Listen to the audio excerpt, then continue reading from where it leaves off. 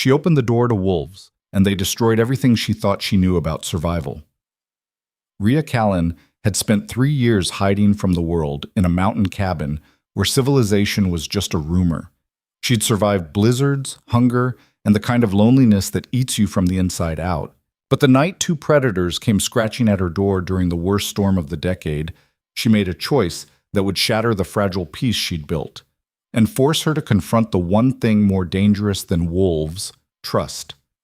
Stay until the end to see how one woman's reckless compassion breaks a curse older than the mountains themselves. Like this video if you believe some bonds are worth the risk. Drop a comment with your city. Let's see where everyone's watching from. The wind didn't howl up here. It screamed. Rhea Callan stood at the kitchen window of her cabin, watching the blizzard turn the world into a white void. Snow came down sideways, battering the glass like it wanted in. The wood stove crackled behind her, throwing shadows that danced across the log walls. She held a mug of black coffee gone cold in her hands, staring out at nothing. This was the 3rd winter, 3 years since she'd walked away from everything. Her job, her apartment in Denver, the people who'd once called themselves her friends. 3 years since the night that broke something fundamental inside her, something she didn't have a name for and refused to think about. Up here, 40 miles from the nearest town and another 10 from the closest neighbor, she didn't have to think about it. Up here, she was safe. The cabin was small, one room serving as kitchen, living area, and bedroom, with a narrow bathroom and storage closet tacked on like afterthoughts. She'd bought it for almost nothing from an old trapper who'd warned her it was no place for a woman alone. She'd taken his keys and his warnings and hadn't spoken to him since. She liked it that way. The trapper's name was Earl something or other, and he'd looked at her like she was crazy when she showed up with cash and a handshake. "You know what you're getting into?" he'd asked, his weathered face creased with concern that felt more like pity. "Winter up here'll kill you if you don't respect it. And being alone, that'll kill you different, but just as dead." Rhea had smiled the same smile she'd been using for months, the one that didn't reach her eyes, the one that said, "I'm fine, really," and told him she knew exactly what she was doing. She'd been lying then. She knew it now. But knowing didn't change anything. She was here, and she wasn't leaving. Rhea finished her coffee, dumped the mug in the sink, and checked the fire. The stove was an ancient cast-iron beast that ate wood like it had a grudge, but it kept the place livable when the temperature outside dropped to the kind of numbers that could kill you in minutes. She added another log, watched the flames lick around it, then grabbed her coat from the hook by the door. The woodpile was running low. She'd need to restock before the storm got worse. Outside, the cold hit like a fist to the chest, sharp, merciless, clawing at any exposed skin. Rhea pulled her scarf up over her nose and mouth, yanked her hood tight, and trudged through knee-deep snow toward the woodshed. The world was a roaring white chaos. She could barely see 5 feet in front of her. The shed was a ramshackle structure that leaned slightly to the left, held together by rust and stubbornness. Earl had built it himself 30 years ago, and it showed. Rhea yanked open the door, snow cascading off the roof and down her back, and started loading her arms with split logs. Her fingers went numb inside her gloves almost immediately. The cold was vicious today, the kind that made your teeth ache and your lungs burn. She worked fast, loading her arms until she could barely see over the top of the stack, then kicked the door shut and hauled the wood back to the cabin. 3 trips. That's what it took to bring in enough to last through the night and into tomorrow. By the 3rd trip, her shoulders were screaming and her legs felt like concrete. Snow had found its way down her collar, melting into icy trickles against her skin that made her gasp every time she moved wrong. She dumped the last load by the stove, stripped off her wet outer layers, and stood shivering in her thermal shirt and jeans while feeling returned to her hands in painful pins and needles. "Stupid," she muttered, rubbing her hands together. "Should have brought more in yesterday." But yesterday she'd been too focused on other things, checking the traps she'd set for rabbits, reinforcing the shutters, making sure the rain barrel hadn't frozen solid. There was always something that needed doing up here. The mountain didn't care if you were tired or if your body hurt or if some days you woke up and couldn't remember why you bothered getting out of bed. The mountain just kept testing you, over and over, until you either learned or died. Rhea had learned. The radio crackled from its shelf above the sink. She kept it on for weather updates and the occasional reminder that the world beyond these mountains still existed. Right now, a tinny voice was warning about the storm, advising people to stay indoors, avoid travel, prepare for power outages. Expected to last through the night with accumulations of 3 to 4 feet in higher elevations. Wind gusts up to 60 miles per hour. This is a dangerous, life-threatening storm. If you don't need to be outside, stay home. I repeat, stay home. Rhea snorted. Power outages. She'd been off-grid since the day she moved in. Solar panels on the roof for the bare minimum, lights, the radio, charging her phone that never had signal anyway, the wood stove for heat, propane for cooking when the stove wasn't enough, a hand pump for the well out back. She didn't need the grid, didn't want it. The grid meant connections. Connections meant people. And people... She cut that thought off before it could finish. 3 years, and she still couldn't go there without feeling her chest tighten. Instead, she made herself dinner. Canned stew heated on the wood stove, a piece of hardtack bread she'd baked last week. It wasn't good, but it was fuel. She ate standing at the window, watching the storm rage, and tried not to think about how many hours of darkness were still ahead. Night came early in the mountains during winter, and it came heavy. By 6 o'clock, the world outside was nothing but wind and black, and the occasional glimpse of snow caught in the glow from her window. Rhea latched the shutters, thick wooden panels that blocked out the cold and the dark, and double-checked the door. The lock was solid. A deadbolt she'd installed herself, plus a heavy crossbar that dropped into iron brackets. Overkill, maybe, for a cabin in the middle of nowhere, but it made her feel safe. Safe was relative up here, but she'd take what she could get. She settled into her chair by the fire with a battered paperback she'd read 3 times already, some thriller about a detective chasing a killer through Boston. The pages were worn soft, the spine cracked, the cover barely hanging on. She'd found it in a box of books Earl had left behind, along with Louis L'Amour westerns and field guides to edible plants. She made it through 2 chapters, her eyes starting to blur from the flickering firelight when the scratching started. At first she thought it was a branch. The wind had a way of throwing things against the cabin, pine boughs, chunks of ice, debris torn from the forest. She ignored it and kept reading. Then it came again. Deliberate. Rhythmic.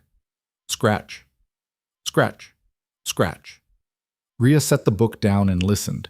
The sound was coming from the door, not the wind, not a branch. Something was out there. Her heart kicked up a notch. She stood slowly, eyes locked on the door, and tried to think. Bears didn't scratch like that.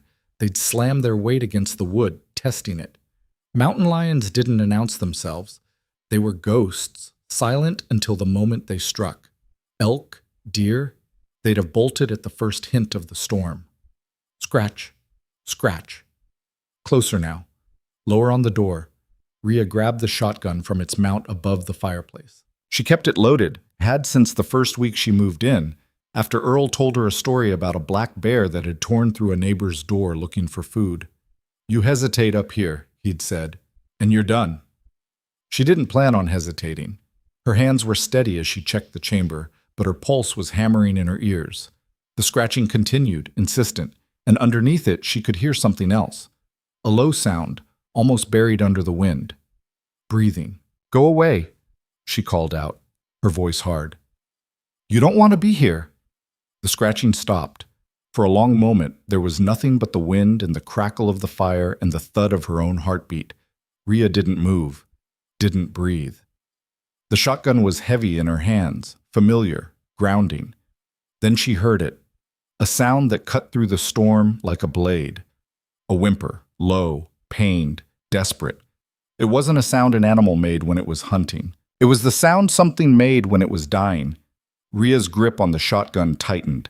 Every rational part of her brain screamed at her to stay inside, to let whatever was out there handle its own problems.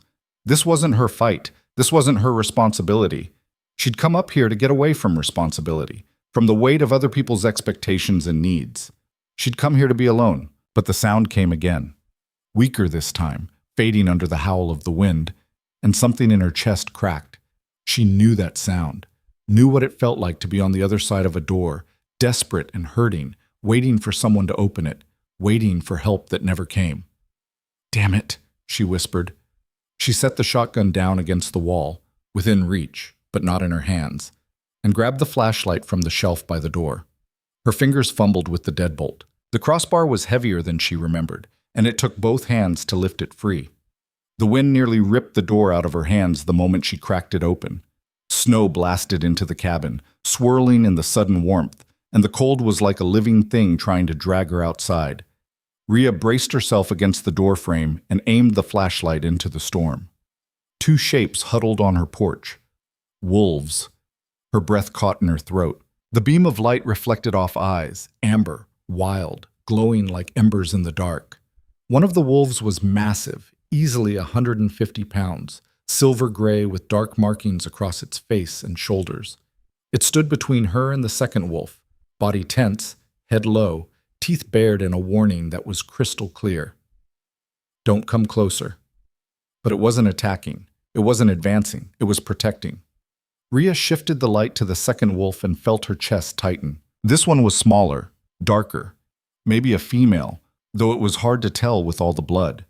Its fur was matted along the flank and shoulder, soaked dark and glistening in the flashlight beam. It lay on its side, breathing in short, shallow gasps, and when the light hit its face, it lifted its head just enough to meet her eyes. The look there was something she recognized: desperation. The kind that came when you'd run out of options and pride didn't matter anymore. When you'd fight if you could, but you couldn't, so all you had left was to hope that whoever found you wasn't the thing that finished you off.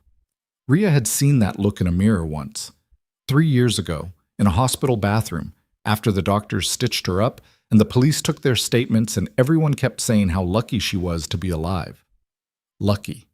She should have closed the door, should have fired a warning shot and scared them off. Every survival rule she'd learned in 3 years up here told her to shut these predators out and let nature take its course. Wolves were dangerous. They were wild. They didn't belong inside, and she didn't owe them anything.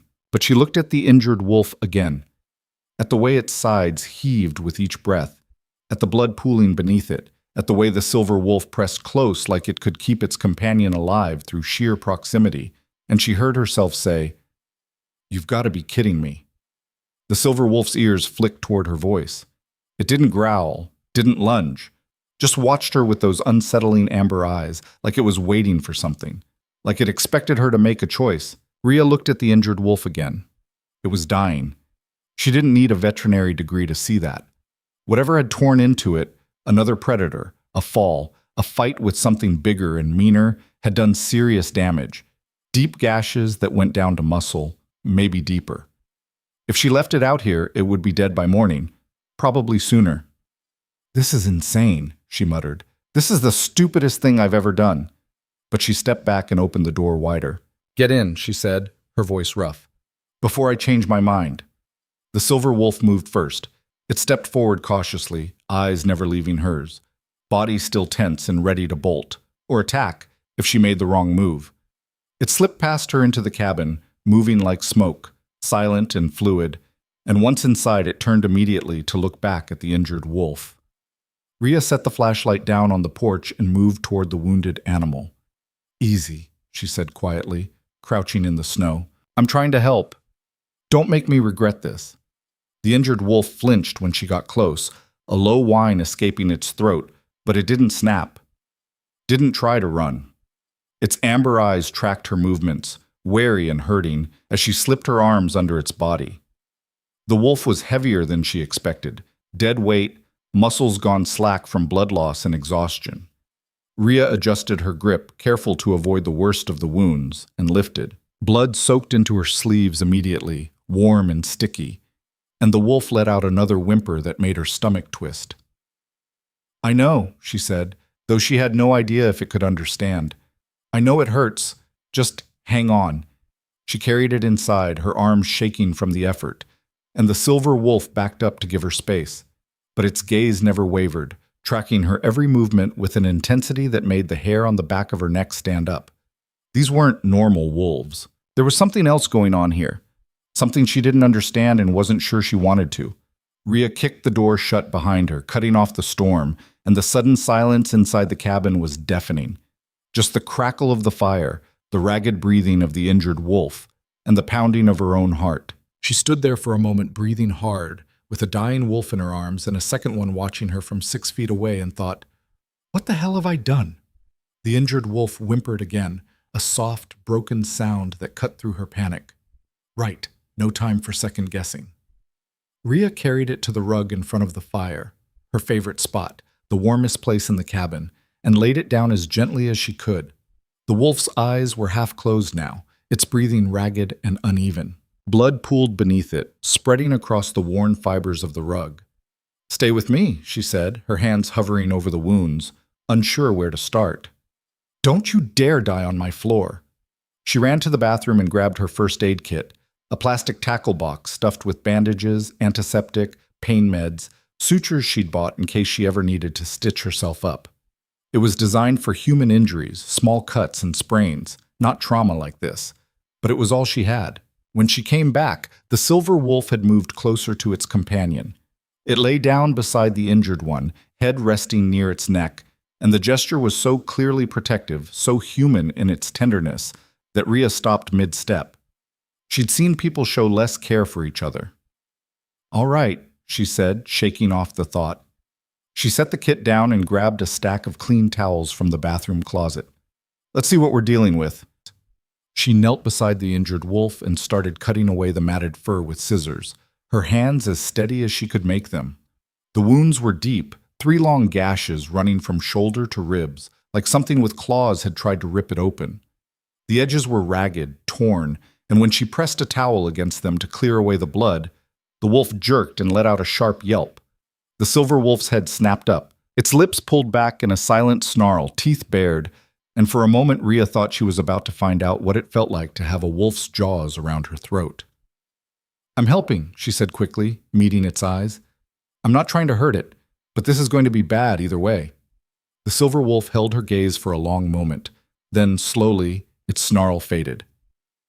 It lowered its head back down and nuzzled the injured wolf's ear, a gesture so gentle it made Rhea's throat tighten. "Yeah," she whispered. "I get it." She turned back to the wounds and got to work. First, she cleaned the area as best she could with water and antiseptic, working quickly while the wolf trembled under her hands. The bleeding had slowed but hadn't stopped completely. Every time she pressed down to clear away the blood, more welled up, dark and thick. She needed to close the wounds. But the gashes were too wide, too deep for bandages alone. She was going to have to stitch them. Rhea had never stitched anything more complicated than a tear in her jeans, but she'd watched enough medical shows and read enough survival guides to know the basics. Thread the needle, start at one end, keep the stitches small and close together. Don't think about how this is a living creature and not a piece of fabric. Her hand shook as she threaded the needle, regular sewing thread because she didn't have anything else, and tied it off. The wolf's breathing had gone shallow, its eyes glazed with pain, and Rhea wondered if it was even conscious anymore. "This is gonna hurt," she said quietly. "I'm sorry." She started with the deepest gash, the one closest to the shoulder. The needle went through skin and muscle, and the wolf jerked, a broken whine escaping its throat. Rhea forced herself to keep going. 1 stitch, 2, 3. The silver wolf watched every movement, its body tense, but it didn't interfere. Just stayed close, a warm, steady presence beside its companion. Rhea lost count of the stitches. Her fingers cramped. Her back ached from hunching over. Blood soaked through the towels and onto her jeans, and at some point she stopped caring. All that mattered was closing the wounds, stopping the bleeding, giving this wolf a chance to survive. By the time she tied off the last stitch, her hands were shaking so badly she could barely grip the scissors to cut the thread. She sat back on her heels, wiped the sweat from her forehead with her sleeve, and stared at her work. The stitches were clumsy, uneven, nothing like the neat rows she'd seen in textbooks, but they held. The bleeding had stopped. The worst of the wounds were closed. "That's all I can do," she said to both wolves, her voice hoarse. "The rest is up to you." The injured wolf's breathing had evened out slightly. Its eyes were still open, still watching her, but the panic in them had faded. It looked exhausted, hurting, but alive. The silver wolf leaned in and nuzzled its companion's ear again, then turned its head toward Rhea. For a moment, they just looked at each other. And in those amber eyes, Rhea saw something that shouldn't have been there: gratitude.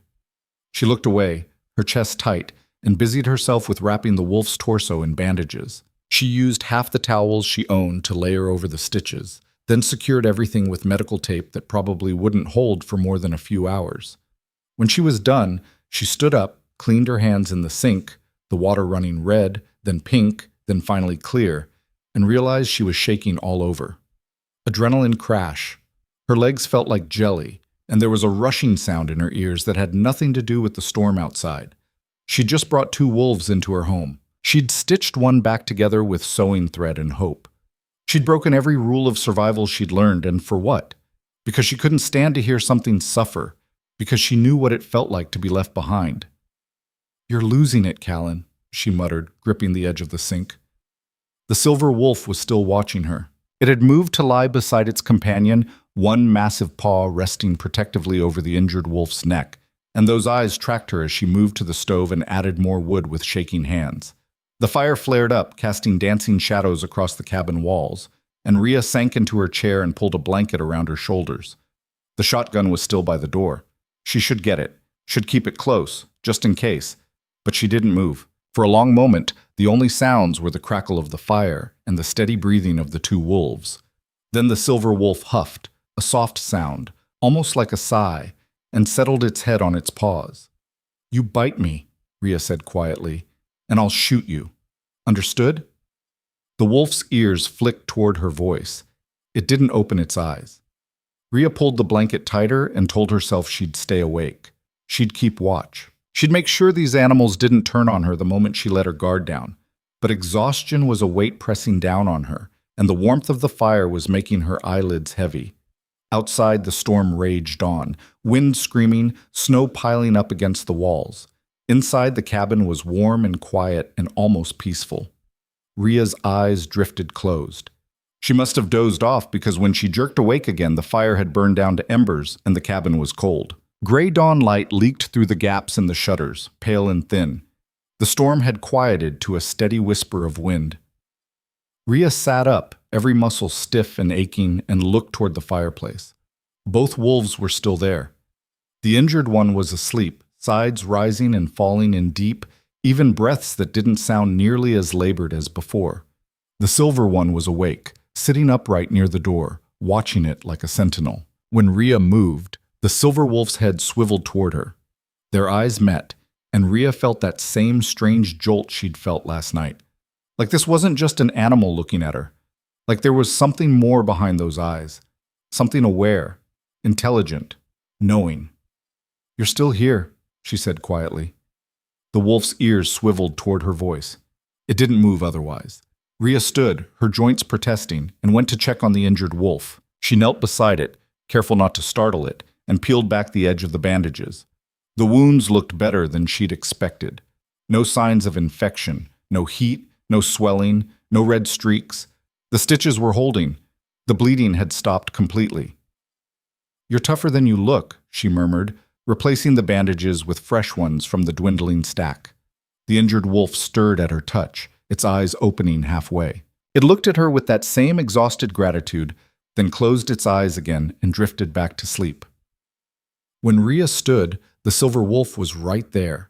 She hadn't heard it move, hadn't seen it cross the room. But now it stood less than 3 feet away, so close she could see the individual hairs in its coat, the way its breath fogged in the cold air. Her heart kicked up, but she forced herself to stay still. "Hungry?" she asked. The wolf tilted its head. Rhea almost laughed. "Yeah, me too." She moved to the stove, slowly, keeping the wolf in her peripheral vision, and started a fire with kindling and the last of the newspaper. While it caught, she dug through her supplies and came up with oatmeal. Plain, unsweetened, the last of her winter stock. She cooked it with water, no salt, no flavor, and ate half of it standing at the counter. The rest she scraped into a bowl and set on the floor near the wolves. The silver wolf approached cautiously, sniffed the bowl, then looked up at her. "It's not much," Rhea said, "but it's what I've got." The wolf lowered its head and ate. Slow, deliberate bites, like it was used to manners. When it was done, it licked the bowl clean and moved back to its companion. Rhea watched them and felt something unfamiliar stir in her chest. She'd spent 3 years alone in this cabin. 3 years convincing herself that solitude was strength, that isolation was safety, that she didn't need anyone, didn't want anyone, and was better off without the mess and pain that came with letting people in. She'd built walls so high that nothing could reach her, and in one night, 2 predators had walked right through them. "What am I doing?" she whispered to the empty room. Neither wolf answered. But when the injured one shifted in its sleep, pressing closer to the silver one's warmth, and the silver one responded by curling around it protectively, Rhea felt the ache in her chest deepen. She knew that feeling, knew what it was like to be hurt and have no one come, to be alone in the dark, waiting for help that never arrived, to survive, but only barely, and to carry that knowledge with you like a scar. Maybe that's why she opened the door last night. Maybe that's why she couldn't close it now. The day passed in a strange, quiet rhythm. Rhea tended the fire, checked the injured wolf's wounds every few hours, and kept the cabin as warm as she could while the storm slowly exhausted itself outside. The silver wolf barely moved from its companion's side, always within reach, always watching. She tried to read, but couldn't focus. Tried to plan what she'd do when the wolves left, because they would leave, wouldn't they? But kept getting distracted by the sound of their breathing, the way they shifted in their sleep, the occasional soft whine from the injured one when it moved wrong. By mid-afternoon, she gave up on pretending to be productive and just sat by the fire, watching them. The injured wolf woke around 3, groggy and disoriented. Rhea brought it water in a bowl, and it drank greedily, then looked at her with eyes that were clearer than before. "You're going to make it," she said. "I think." The wolf huffed, a sound that might have been agreement, and laid its head back down. The silver wolf leaned in and licked its companion's muzzle, gentle and careful, and Rhea had to look away before the tightness in her chest turned into something she couldn't control. By nightfall, the storm had died completely. Rhea opened the shutters and looked out at a world transformed. Everything was buried under 3 feet of fresh powder. The trees bent under the weight, branches sagging low. The sky had cleared to reveal stars so bright and numerous they looked fake. She stood at the window for a long time, her breath fogging the glass, and wondered what tomorrow would bring. Behind her, the wolves slept by the fire. And for the first time in 3 years, Rhea Callan didn't feel completely alone. She made herself dinner, more stew, more hardtack, a luxury she couldn't afford much longer, and ate in silence while the radio crackled with reports of the storm's aftermath. Roads closed. Power lines down. Several hikers reported missing in the backcountry. Rhea turned the radio off. She didn't want to think about people lost in the snow. Didn't want to imagine them huddled somewhere, freezing, waiting for rescue that might not come in time. She'd been one of those people once, not in a blizzard, but close enough. When she finally crawled into bed, exhausted and sore, she left the shotgun on the nightstand and told herself she'd figure everything out in the morning. The wolves would probably be gone by then anyway. They'd heal enough to move, and they'd go back to wherever they came from, and she'd be alone again. It was better that way. Safer. She closed her eyes and tried to believe it. When Rhea woke, the cabin was flooded with pale morning light. The fire had burned out. The room was cold, not freezing, but cold enough that her breath misted when she exhaled. She sat up, shivering, and looked toward the fireplace. The rug where the wolves had been was empty. Just bloodstains and rumpled towels, but no wolves. Rhea's chest went tight. She threw off the blankets and stood, scanning the cabin. The bathroom door was open, empty. The closet, empty. The door was still latched from the inside, the crossbar in place. They were gone. She crossed to the door, her bare feet cold on the wooden floor, and lifted the crossbar with shaking hands. The door swung open, and the cold hit her like a slap. The world outside was brilliant with snow and sunlight. Everything sparkled, pristine and untouched, except for the tracks.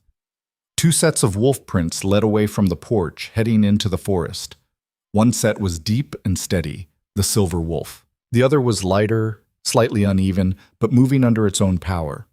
They'd both survived. Rhea stood on her porch in her thermal shirt and jeans, arms wrapped around herself against the cold, and watched the tracks disappear into the trees. "You're welcome," she said to the empty forest. The wind whispered through the pines, carrying the scent of snow and wood smoke. Somewhere far off, a bird called, clear and sharp in the cold air. And Rhea Callan, who'd spent 3 years running from trust and connection and anything that might hurt her again, felt something shift inside her chest. It wasn't peace, it wasn't healing, but it was something. She went back inside, closed the door, and started rebuilding the fire. The blood-stained rug went outside to be cleaned later. The empty bowls went in the sink. The first aid kit went back in the bathroom, half its supplies gone. And Rhea tried not to think about amber eyes and the weight of a dying wolf in her arms, and the way the silver one had looked at her like it understood. She failed. For the next 3 days, she went through her routines like nothing had changed. She checked her traps, found 2 rabbits, and reset the snares. She split more firewood. She melted snow for water and rationed her food and kept the cabin warm. But every time she looked at the door, she remembered. And every night, before bed, she caught herself listening for scratching that never came. On the 4th day, she admitted to herself that she was hoping they'd come back. On the 5th day, she stopped hoping and started accepting that they were gone for good. On the 6th day, she decided to go for a walk in the forest, just to clear her head. That was the day everything changed. The forest was different after the storm. Rhea had walked these trails dozens of times over the past 3 years, knew every switchback and fallen log, every clearing where the sunlight broke through the canopy. But now, buried under 3 feet of fresh snow, the familiar had become strange. The landmarks she relied on were gone, hidden beneath a white blanket that made everything look the same. She should have stayed at the cabin, should have waited another week for the snow to settle and the trails to become passable again. But 6 days of sitting inside, listening to the silence, watching the empty space where the wolves had been, it was driving her crazy. She needed to move, needed to do something other than wonder why she kept looking at the door like they might come back. So she'd strapped on her snowshoes, grabbed her pack with the essentials, knife, matches, emergency blanket, the pistol she carried for emergencies, and headed into the forest with some vague notion of checking the eastern traps. That was 4 hours ago. Now she was lost. Not completely lost. She could still see the ridgeline to the north, still had a general sense of direction. But the snow had obscured the trail she normally followed, and twice she'd had to backtrack when she hit terrain too steep to navigate safely. Her legs were burning from the effort of pushing through deep powder, her lungs ached from the cold air, and the sun was already starting to sink toward the western peaks. She had maybe 2 hours of good light left. 3, if she pushed it. Stupid, she muttered, stopping to catch her breath against a massive pine. This was stupid. The forest was quiet around her. Too quiet. No birds, no wind, just the soft hush of her own breathing and the creak of snow settling on branches overhead. Rhea checked her compass, confirmed she was still heading roughly east, and pushed on. The traps weren't far now, another mile, maybe less. She'd check them, then follow the creek bed back west until she hit the logging road that would take her home. Simple. She'd done harder. The terrain started to slope downward, and she moved carefully, testing each step before committing her weight. Snowshoes were great for flat ground, but treacherous on hills. One wrong move and she'd slide 50 feet on her ass into whatever was waiting at the bottom. She made it halfway down the slope before she smelled it. Death. Not fresh death, the sharp metallic tang of blood, but something older. Decay. The sweet, cloying stench of meat gone bad. Rhea stopped, every sense suddenly on high alert. Her hand went to the pistol at her hip, fingers closing around the grip. Something had died out here. Recently enough that it hadn't frozen solid, but long enough to start rotting. And whatever had killed it might still be nearby. She scanned the trees, looking for movement, for tracks, for any sign of what she was dealing with. The slope continued down into a small ravine thick with deadfall and brush. The smell was coming from that direction, growing stronger with every breath. She should turn around, should leave whatever was down there alone and get back to the cabin before dark. But curiosity was a stubborn thing, and Rhea had learned the hard way that ignoring potential threats in the wilderness was a good way to end up blindsided. She moved forward, one careful step at a time, following the smell. The ravine was a tangle of fallen logs and broken branches, all buried under snow that had drifted deep in the sheltered space. Rhea picked her way through, her snowshoes catching on hidden obstacles, and nearly walked right past it before she saw the blood. Dark streaks across the snow. Frozen spray patterns. A wide swath of disturbed ground where something had thrashed and fought and died. She followed the trail with her eyes, and found the carcass. Elk. A big bull, judging by the size. It lay on its side in a hollow between two logs, its body torn open from throat to belly. Ribs gleamed white through the frozen meat. Internal organs were scattered across the snow, half-eaten and abandoned. Ria's stomach turned, but she forced herself to look closer. This wasn't a clean kill. Whatever had brought the elk down had done it messy. Multiple wounds, deep gouges in the hide, defensive injuries on the elk's legs where it had tried to fight back. And the feeding pattern was wrong. Most predators would have opened the belly to get at the soft organs first, would have eaten methodically, would have cached the rest for later. This looked like something had killed for the sake of killing, then lost interest, or got interrupted. Ria backed away from the carcass, her heart rate climbing. Her eyes swept the ravine, looking for tracks other than her own, looking for any sign of what had done this. She found them 20 feet away. Bear tracks. Massive ones, each print the size of a dinner plate, claws leaving deep gouges in the snow. They led away from the elk carcass, heading deeper into the ravine, then vanished into a dense thicket of brush. Ria's mouth went dry. Grizzly. Had to be. Black bears didn't get that big, didn't leave tracks like that. And grizzlies this time of year should have been denned up for winter, sleeping through the cold. But the storm might have woken it, might have driven it out looking for food before it could settle back in. And now she was standing in its territory next to its kill, with maybe 90 minutes of daylight left and 3 miles of forest between her and home. "Okay," she whispered. "Time to go." She turned to retrace her steps and froze. The bear was standing at the top of the ravine. It was huge, easily 8 feet tall when it rose on its hind legs, brown fur matted with old blood and debris. Small eyes locked on her with an intelligence that made her blood run cold. Its mouth hung open slightly, showing yellowed teeth the size of her fingers. For a moment, neither of them moved. Ria's training kicked in, the things Earl had told her, the articles she'd read, the advice every ranger and outdoorsman gave when it came to grizzlies. Don't run. Running triggers the chase instinct. Don't make eye contact. That's a challenge. Make yourself small. Show you're not a threat. Back away slowly. Give it space. She lowered her gaze, hunched her shoulders, and took one slow step backward. Then another.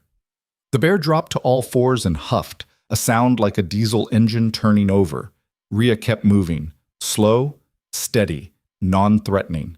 The bear took a step forward, then another. It was following her. Ria's heart was hammering so hard she could feel it in her throat. Her hands were shaking.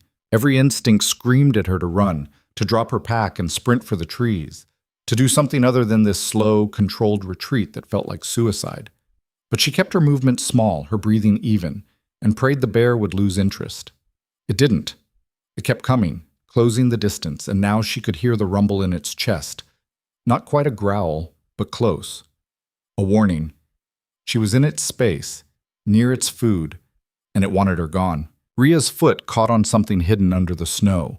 A branch, a root, something, and she stumbled. For half a second she was off balance, arms windmilling, and the bear saw the weakness. It charged. There was no warning, no roar, no display. One moment it was 20 feet away, the next it was closing the distance in massive, ground-eating bounds that shook the earth. Ria's training evaporated. She turned and ran.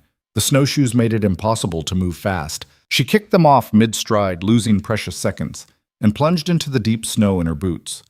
Her legs sank to mid-thigh with every step. She fought forward, gasping, knowing she couldn't outrun it, but unable to stop herself from trying. Behind her, the bear was a freight train of muscle and fury. She made it maybe 30 yards before it hit her. The impact drove her face first into the snow, with enough force to knock the air from her lungs. Massive weight pinned her down, crushing her into the ground. And then there was pain, blinding, white-hot pain across her back and shoulder as claws raked through her coat and the layers beneath. Ria screamed. The bear's jaws closed on her shoulder, teeth punching through fabric and skin, and she felt the bone creak under the pressure. She thrashed, trying to get free, and the movement made the bear bite down harder. This was it. This was how she died. Alone in the woods, torn apart by a predator, and nobody would even know to look for her body. The irony wasn't lost on her. 3 years ago, she'd come up here to escape the thing that almost killed her in Denver. 3 years of hiding, surviving, building walls to keep the world out, and now the world was going to kill her anyway. The bear released her shoulder and went for her head. Rhea twisted at the last second, taking the bite on her forearm instead, and felt teeth grind against bone. She screamed again, the sound raw and animal, and somewhere in the pain and terror she remembered the pistol. Her free hand clawed at her hip, fingers numb and clumsy, and found the grip. She yanked it free, thumbed off the safety, and fired blind. The shot was deafening in the confined space of the ravine. The bear roared and reared back, releasing her arm, and Rhea rolled onto her back and fired again, and again. One shot caught the bear in the shoulder, another went wide. The third hit it somewhere in the chest, and the bear dropped to all fours with a bellow that shook snow from the trees. But it didn't run. It stood there, bleeding, swaying slightly, and fixed her with a look of pure rage. Rhea raised the pistol with shaking hands and pulled the trigger. Click. Empty. "No," she whispered. "No, no, no." The bear charged again. Rhea tried to roll away, but her body wouldn't cooperate. Her shoulder was on fire, her arm useless, and the snow was slick with her own blood. She got to her knees, raised her good arm to shield her face, and waited for the end. It didn't come. A blur of silver and gray exploded out of the trees and slammed into the bear's side. The impact sent both animals tumbling into the snow, a snarling, snapping mass of fur and teeth and violence. Rhea watched, her brain struggling to process what she was seeing, as the silver wolf, her wolf, the one from the cabin, locked its jaws around the bear's throat. The bear roared and threw its weight sideways, trying to shake the wolf loose, but the wolf held on with a grip that looked unbreakable. Blood sprayed across the snow. The bear's claws raked the wolf's side, tearing deep furrows, but the wolf didn't let go. Then the rest of the pack arrived. 4 more wolves burst from the tree line, moving like shadows, and hit the bear from every angle. They were coordinated, precise, working together to bring down something 3 times their size. One went for the hind legs, hamstringing the bear and dropping it to its knees. Another latched onto the bear's shoulder, tearing at muscle and tendon. The bear fought back with everything it had, but it was outnumbered and already wounded from Rhea's shots. It swung its massive head, catching one wolf and sending it flying into a tree with a yelp of pain. But the silver wolf held its grip on the throat, and slowly, agonizingly, the bear's movements grew weaker. It collapsed onto its side, breath coming in wet, rattling gasps, and the wolves backed off. All except the silver one. It stood over the dying bear, jaws still locked around its throat, and waited until the light faded from the bear's eyes. Only then did it release its grip and step back. The forest went quiet. Rhea lay in the snow, bleeding and broken, and stared at the wolves. They stared back. 5 of them, including the silver one, all panting and bloodied, but very much alive. The silver wolf turned toward her, and she saw recognition in those amber eyes. "You came back," she whispered, her voice barely audible. The wolf took a step toward her, then another, moving slowly like it didn't want to startle her. When it reached her side, it lowered its head and sniffed at her wounds, a soft whine escaping its throat. Rhea tried to lift her hand to touch it, but the movement sent a fresh wave of agony through her shoulder and her vision went gray at the edges. "I'm not going to make it," she said, the words slurring. I can't walk." The silver wolf pressed closer, its warmth seeping into her frozen body, and made a sound that might have been distress. Rhea's eyes were closing. She couldn't stop them. Blood loss, shock, hypothermia, pick one. They were all dragging her down into darkness, and she was too tired to fight anymore. The last thing she saw before consciousness slipped away was the other wolves gathering around her, forming a circle of warmth and protection. And the last thing she heard was a sound that shouldn't have been possible. The crack and pop of bones breaking and reforming. The wet, tearing sound of skin splitting and reshaping. And then a voice, human, male, rough with pain, saying, "Stay with us, please, just stay with us." Rhea's eyes snapped open, but her vision was too blurred to make sense of what she was seeing. There was movement, shapes shifting in ways that defied logic, and the wolves were... The darkness took her before she could finish the thought. When she woke, she wasn't in the forest anymore. The first thing she noticed was warmth. Not the sharp, dry heat of the wood stove, but the even artificial warmth of central heating. The second thing was the smell. Antiseptic and clean linens and the faint chemical tang of disinfectant. Hospital. She was in a hospital. Rhea tried to sit up and immediately regretted it. Pain exploded across her shoulder and back, so intense it made her gasp. Her arm was wrapped in bandages from wrist to shoulder, immobilized in a sling. When she looked down, she could see more bandages peeking out from beneath the hospital gown, covering her torso. Easy. A woman's voice, calm and professional. Don't try to move yet. Rhea turned her head, slowly, and found a nurse standing beside the bed. Middle-aged, dark hair pulled back in a ponytail, kind eyes that had probably seen too much. Where? Rhea's throat was dry, her voice a croak. Where am I? Valley Regional Hospital. You were brought in 2 days ago. Do you remember what happened? 2 days. She'd been unconscious for 2 days. Bear, Rhea managed. There was a bear. It attacked me. The nurse nodded. That's what the Rangers figured. You're lucky to be alive. The injuries you had... She shook her head. Deep lacerations on your shoulder and back, puncture wounds on your arm, significant blood loss. Another hour out there, and you wouldn't have made it. Rhea's mind was racing, trying to piece together what happened after she passed out. How did I get here? Hunters found you, called it in on a satellite phone. Search and rescue brought you down by helicopter. Hunters. Not wolves. Rhea closed her eyes, trying to remember. The bear, the attack, the wolves appearing out of nowhere, the silver one standing over her, and then the transformation. She'd seen something, heard something, bones breaking, skin tearing, a human voice where there should only have been animal sounds. But that was impossible. She'd been in shock, bleeding out, hallucinating from blood loss and hypothermia. The mind did strange things when it was dying. Created fantasies, filled in gaps, made sense of chaos even when there was none to be made. That's all it was. A hallucination. It had to be. You should rest, the nurse said, checking the IV line running into Rhea's good arm. The doctor will want to see you when you're up to it. But for now, just rest. You've been through a lot. Rhea nodded, suddenly exhausted despite having been unconscious for 2 days. The nurse dimmed the lights and slipped out, leaving her alone in the quiet room. She lay there, staring at the ceiling, and tried to convince herself that what she'd seen in the forest wasn't real. She almost managed it. The doctor came by in the afternoon, a tired-looking man in his 50s who introduced himself as Dr. Peterson and proceeded to explain her injuries in clinical detail: deep tissue damage, muscle tears, a hairline fracture in her shoulder blade. They'd cleaned and sutured the wounds, started her on antibiotics to prevent infection, given her a tetanus shot and a transfusion to replace the blood she'd lost.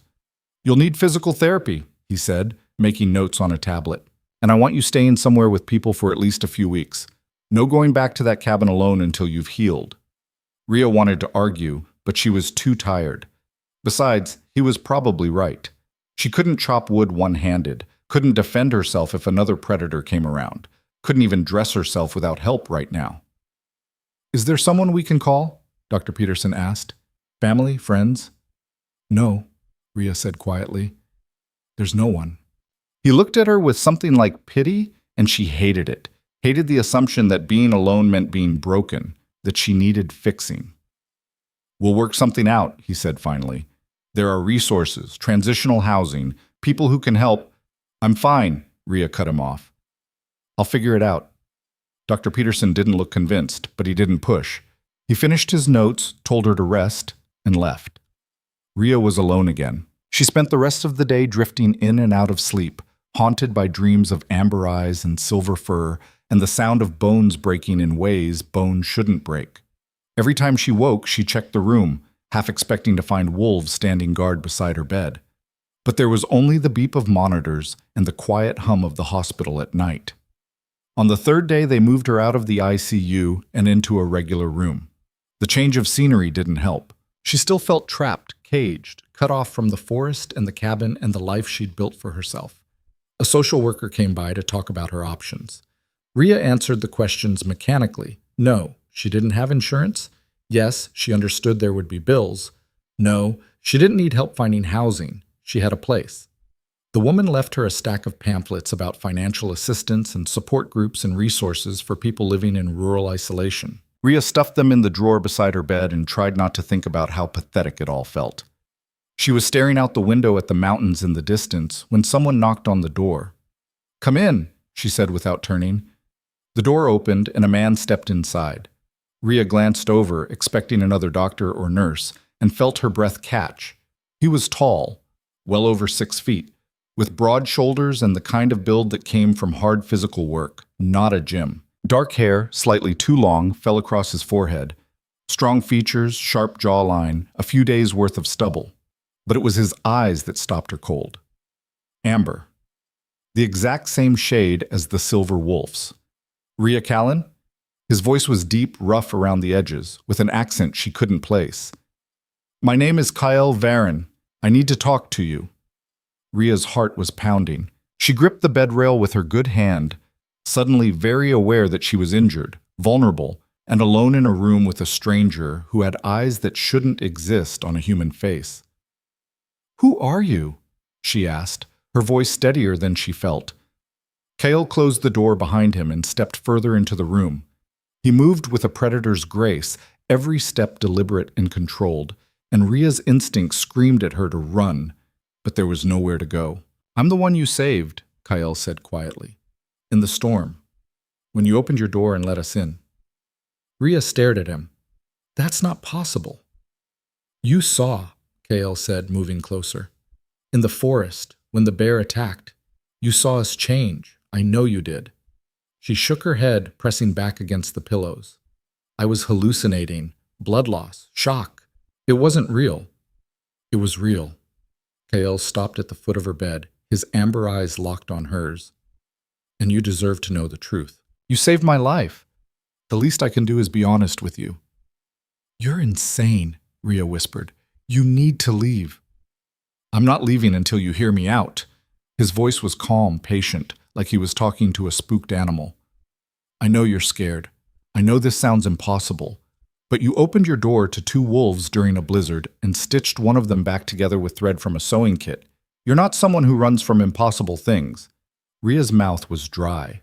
Her mind was racing, trying to find the logical explanation, the rational response, anything that made sense.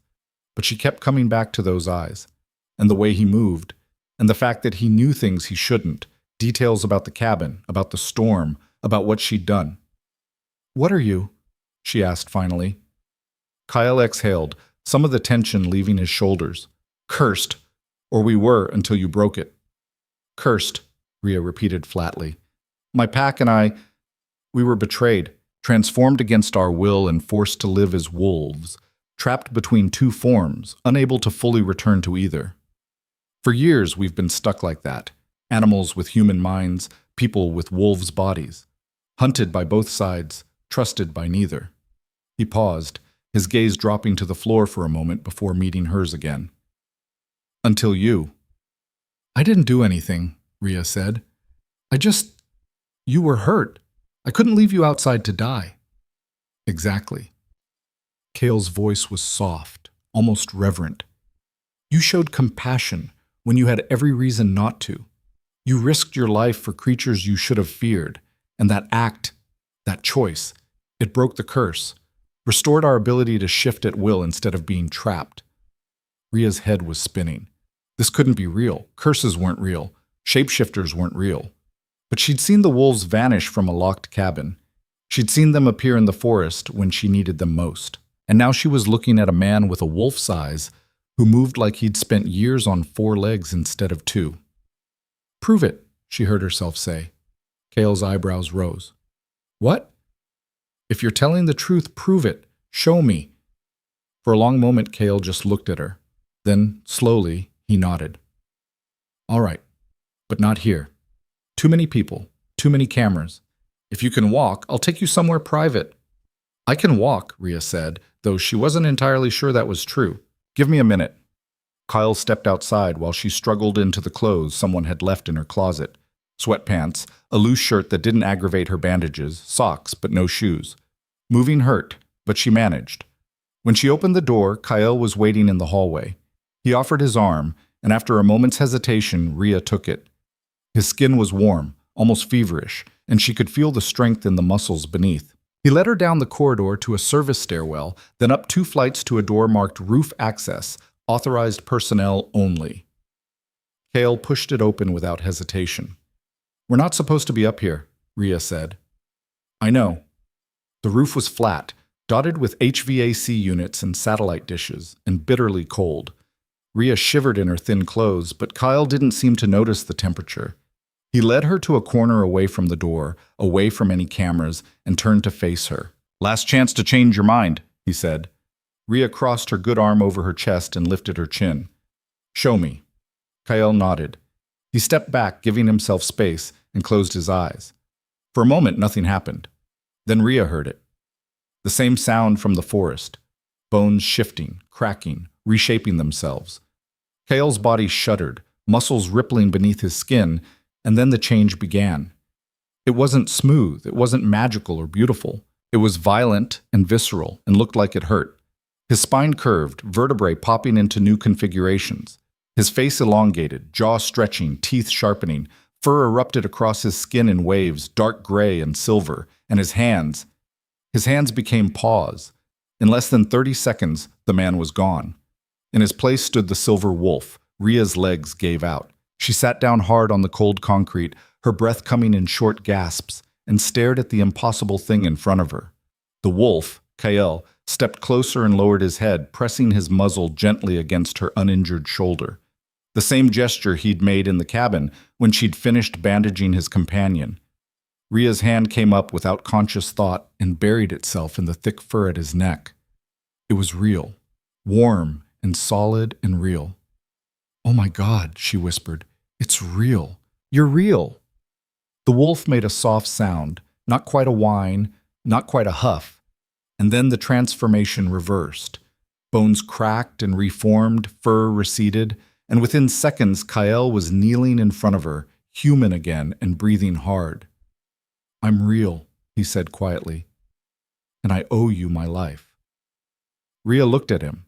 This man who was also a wolf, this impossible thing that shouldn't exist, and felt everything she thought she knew about the world shatter into pieces. I don't understand, she said, her voice breaking. How is this possible? How are you possible? It's a long story, Kyle said. And you're freezing. Let's get you back inside and I'll tell you everything. He helped her to her feet, and this time when she leaned on him, she understood why his warmth felt so much stronger than a normal person's. Because he wasn't normal. Neither was she, not anymore. She'd opened her door to monsters and found something else entirely. And there was no going back from that. They went back inside before Rhea's teeth started chattering hard enough to crack. Kyle guided her down the service stairs and back to her room without a word, his hand steady on her good arm when her legs wobbled.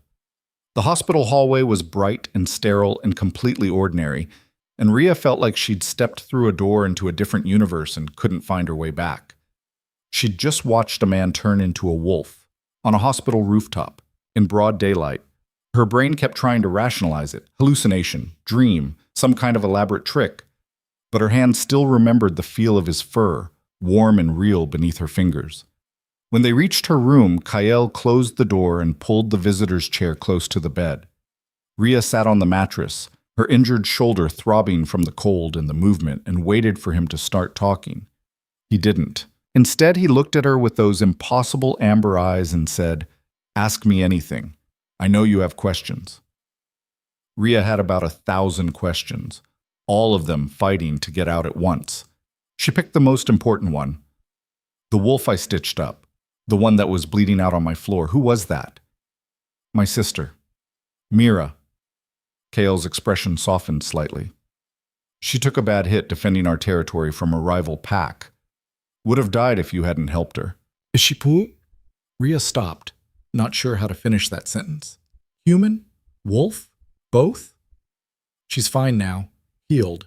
She wanted to come with me today, but I thought one of us showing up would be less overwhelming than 5.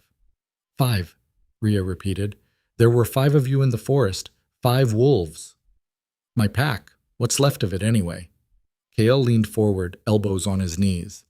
It used to be bigger, 20, maybe more.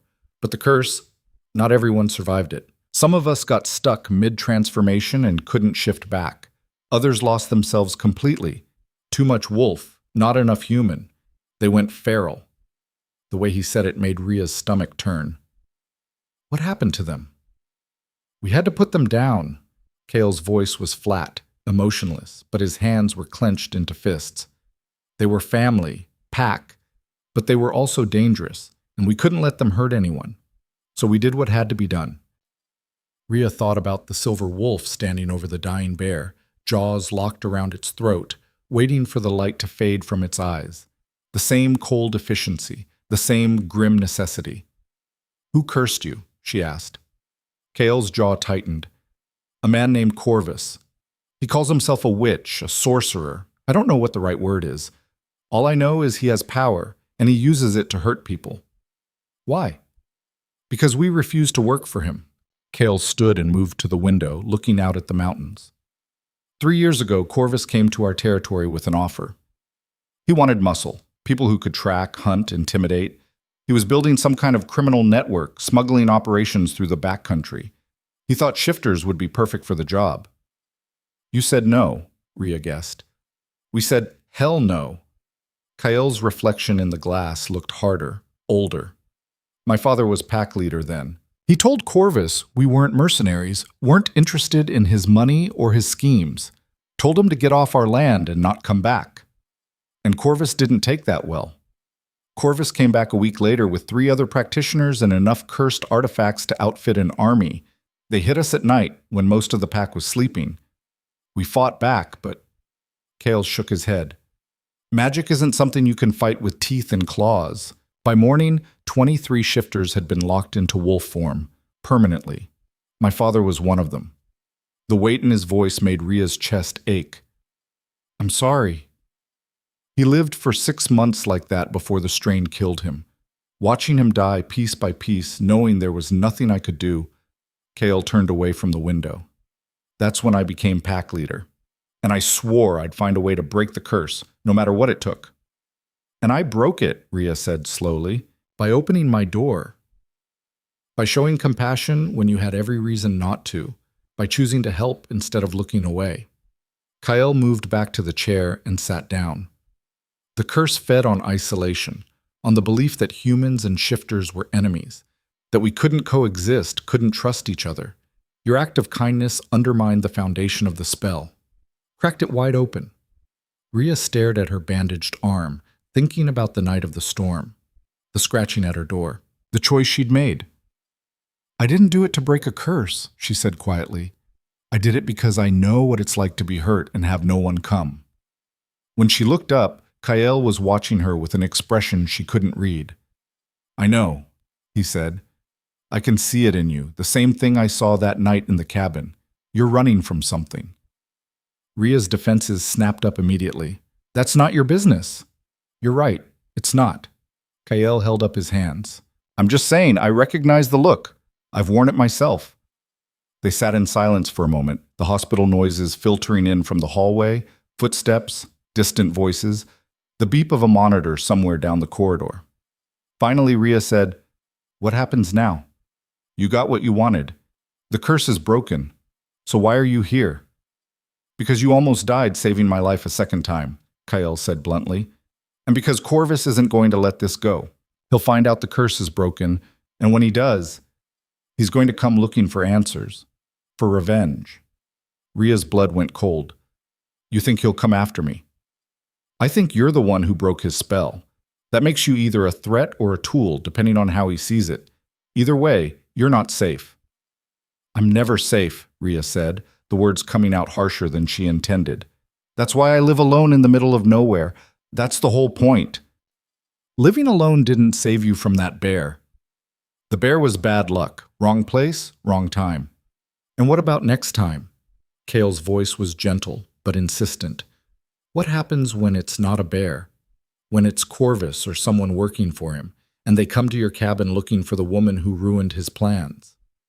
Rhea wanted to argue, to tell him he was being paranoid, but she couldn't, because he was right. If this Corvus was as dangerous as Kael said, and the fact that he could curse an entire pack of shifters suggested he was, then she'd just painted a target on her back by breaking that curse. "What do you want me to do?" she asked finally. "I can't fight a witch. I can barely fight off a hospital gown right now." "Come with us. Let the pack protect you until we can figure out how to deal with Corvus permanently. Rhea almost laughed. You want me to live with a pack of werewolves? Shifters, Kale corrected. We're not mindless monsters. We're people who can also be wolves. And yes, I'm asking you to trust us. I know that's hard for you.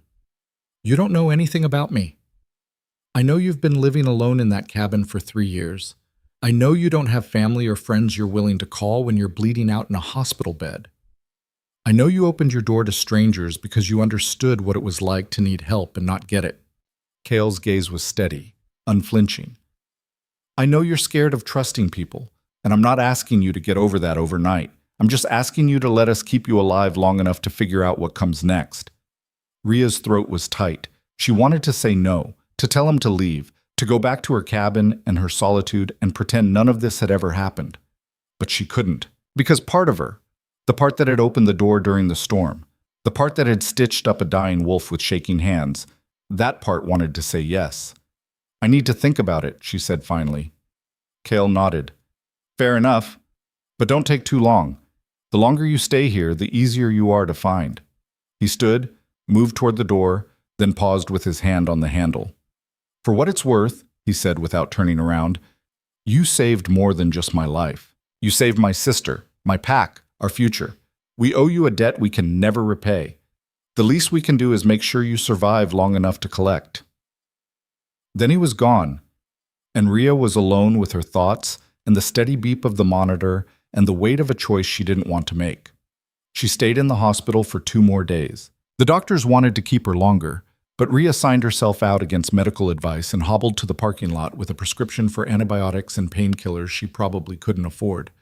Kale was waiting by a beat-up pickup truck that had seen better decades. Figured you'd leave today, he said, pushing off the tailgate. Need a ride? Rhea wanted to say no, wanted to call a taxi or walk the 40 miles back to her cabin if she had to. But her shoulder was screaming, her legs were shaky, and she had exactly $17 in her pocket. Yeah, she said, I need a ride. The drive into the mountains was quiet. Kyle didn't push her to talk, didn't ask about her decision, just drove with the easy competence of someone who knew these roads by heart. Rhea watched the landscape roll past, dense forest giving way to rocky slopes, elevation climbing, civilization falling away mile by mile. When they finally pulled up to her cabin, Rhea felt something in her chest loosen. Home. It looked the same as she'd left it.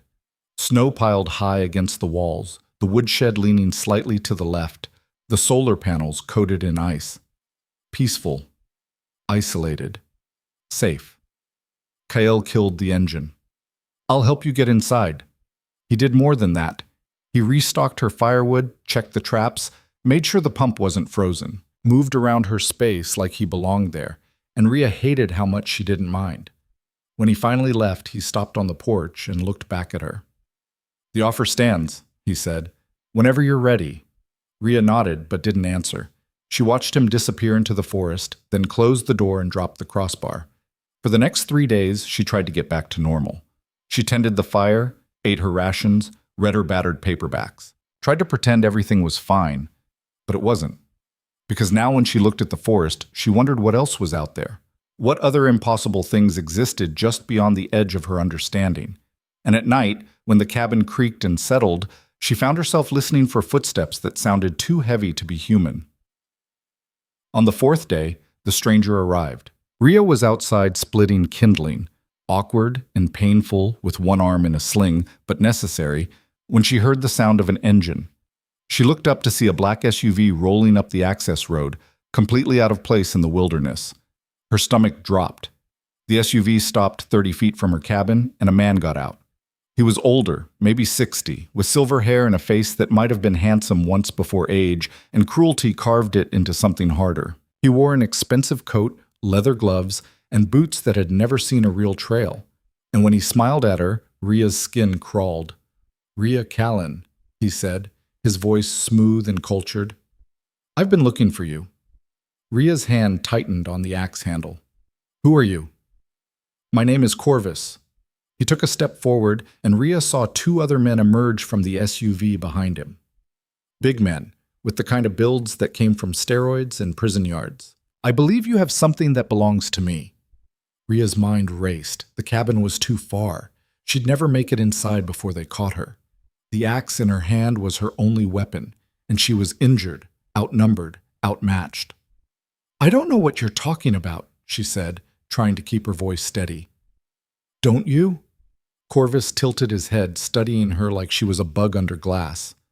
"3 weeks ago, you broke a very powerful curse, a curse that took me considerable time and effort to construct. I'm curious how you managed that." "I didn't do anything. I just helped some wolves." "Those weren't wolves. They were my property, and you had no right to interfere." The casual way he said it, property, made Ria's blood boil. "People aren't property. Shifters aren't people. They're animals that learn to wear human skin, and they're dangerous." Corvus took another step forward. "But you wouldn't know that, would you? You just saw something hurt and couldn't help yourself. Such a compassionate soul." He said it like an insult. "What do you want?" Ria asked. "I want to know how you broke the curse, what method you used, what power you possess, and then I want you to undo what you've done." Ria almost laughed. "I can't undo it. I don't have any power. You opened your door," Corvus interrupted. "In the middle of a blizzard, you let them in and you healed one of them, an act of pure, selfless compassion. That's the key, isn't it? That's what broke my curse." He was close enough now that Ria could smell his cologne, something expensive and cloying. "Here's what's going to happen," Corvus said quietly. "You're going to come with me. You're going to help me rebuild the curse, make it stronger this time. And if you refuse, I'll burn this cabin to the ground with you inside it and find someone else who can do the job." Ria raised the axe. "Get off my property," Corvus sighed. "I was hoping you'd be reasonable." He gestured to the 2 men behind him, and they started forward. Ria swung the axe. The first man dodged easily, grabbed her wrist, and twisted. Pain exploded up her injured arm, and the axe fell from her numb fingers. Before she could move, the second man had her other arm pinned behind her back. She fought anyway. Kicked, thrashed, threw her weight around, but it was useless. They were too strong, and she was too hurt. Corvus watched with detached interest. "Take her to the car." They started dragging her toward the SUV, and Ria screamed. Not words, just raw sound, fury and fear and desperation. The forest exploded. 5 wolves burst from the tree line, moving like lightning, and hit Corvus's men before they could react. One of them went down with a wolf's jaws around his throat. The other released Ria and went for the gun at his hip, but a second wolf took him at the knees and he fell hard. Ria stumbled backward, her heart hammering, and saw Kyle. He was in human form, standing between her and Corvus, and the look on his face was murderous. "You need to leave," Kale said, his voice low and dangerous. "Now." Corvus smiled. "The prodigal pack leader. I wondered when you'd show up. I'm not asking twice. And I'm not leaving without what I came for." Corvus raised his hand, and Ria saw something glinting in his palm, a small stone etched with symbols that seemed to writhe and shift. "You broke my curse once, Shifter. Let's see how you handle this." He spoke a word Ria didn't recognize, and the stone flared with sickly green light. Kyle screamed. He dropped to his knees, his body convulsing, and Ria watched in horror as his skin started to ripple. Fur erupted in patches, then receded. Bones cracked and reformed, then snapped back. He was shifting, but wrong, incomplete, like his body couldn't decide what it was supposed to be. The other wolves were having the same problem. They collapsed, whining and snarling, trapped in forms that kept changing without settling. "Stop it," Ria shouted. "You're killing them." "Not killing," Corvus corrected. "Just reminding them what happens when they defy me." Ria looked at Kyle, at the agony on his face, and something inside her snapped. She'd spent 3 years hiding, 3 years running from the thing that had broken her, convinced that staying alone was the same as staying safe. She'd built walls and kept everyone out and told herself it was strength. But it wasn't. It was cowardice. And she was done being a coward. Ria grabbed the axe from the snow and charged. Corvus turned just as she swung, and the blade caught him across the forearm. He screamed and dropped the stone, and the green light died instantly. The wolves stopped convulsing. Kyle surged to his feet, fully human now, and his eyes found Corvus with predatory focus. "Run," he said softly. Corvus ran. He made it 10 feet before Kale caught him. One moment Kyle was human, the next he was wolf, and he took Corvus down with brutal efficiency. The other wolves joined him, surrounding the sorcerer, teeth bared. "Wait," Rhea said. Kale's head swiveled toward her, and she saw the question in his amber eyes. "Don't kill him," she said. "Not like this." For a long moment, Kyle just stared at her. Then slowly, he shifted back to human form and hauled Corvus up by his collar. "You have 10 seconds to convince me not to tear your throat out," Kyle said. Corvus's face was pale, blood dripping from where Rhea's axe had caught him. "You can't kill me. I'm protected. There are others like me, and they'll come looking. Then we'll deal with them too." Kale's grip tightened. "You cursed my pack. You killed my father. You came here to hurt the woman who saved us. Give me one reason why I shouldn't end you right now." "Because I can teach you," Corvus said quickly. "The magic I know, defensive wards, tracking spells, ways to hide from people like me. You let me live, and I'll give you the tools to protect yourselves." Kale looked at Rhea. "Your call. You're the one he threatened." Rhea thought about the curse, about what it had done to Kale's pack, about the casual cruelty in Corvus's voice when he called shifters property. But she also thought about the fact that killing him wouldn't make them safer. It would just create more enemies. "Let him go," she said, "but if he ever comes back, we finish it." Kyle held Corvus's gaze for another moment, then released him. The sorcerer stumbled backward, clutching his bleeding arm. 3 days, Kale said. "You have 3 days to teach us everything we need to know. After that, you disappear. If we ever see you again, the deal is off." Corvus nodded shakily and stumbled toward his SUV. His men were already inside, battered and bleeding, but alive. The engine roared to life, and within seconds they were gone, taillights disappearing down the mountain road. Rhea's legs gave out. She sat down hard in the snow, the axe falling from her hands, and tried to process what had just happened. Kale crouched beside her. "You okay?" "No," Rhea said honestly. "I'm really not." "You saved us again," Kale said quietly. "That stone he was using, it would have killed us eventually. Trapped us mid-shift until our bodies gave out." "I just swung an axe." "That's not exactly heroic. You charged a sorcerer to protect people you barely know. I'd call that pretty heroic." Rhea looked at him. This man who was also a wolf, who'd tracked her down in a hospital and offered protection, who'd just fought for her without hesitation. "I'll come with you," she said, "to your pack. I'll let you protect me until this is over." Kale's expression softened. "You sure?" "No, but I'm tired of being alone. And if Corvus taught me anything, it's that hiding doesn't keep you safe. It just makes you an easier target." Kale stood and offered his hand. Rhea took it and let him pull her to her feet. "Welcome to the pack," he said. And Rhea, who'd spent 3 years convinced she'd never trust anyone again, felt something inside her chest begin to thaw. The pack's territory wasn't what Rhea expected. She'd pictured something remote and wild, caves or abandoned buildings deep in the backcountry where shifters lived like the animals they could become.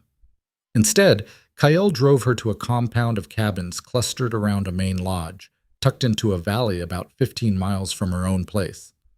Solar panels lined the roof, smoke rose from stone chimneys, and she could see vegetable gardens buried under snow, waiting for spring.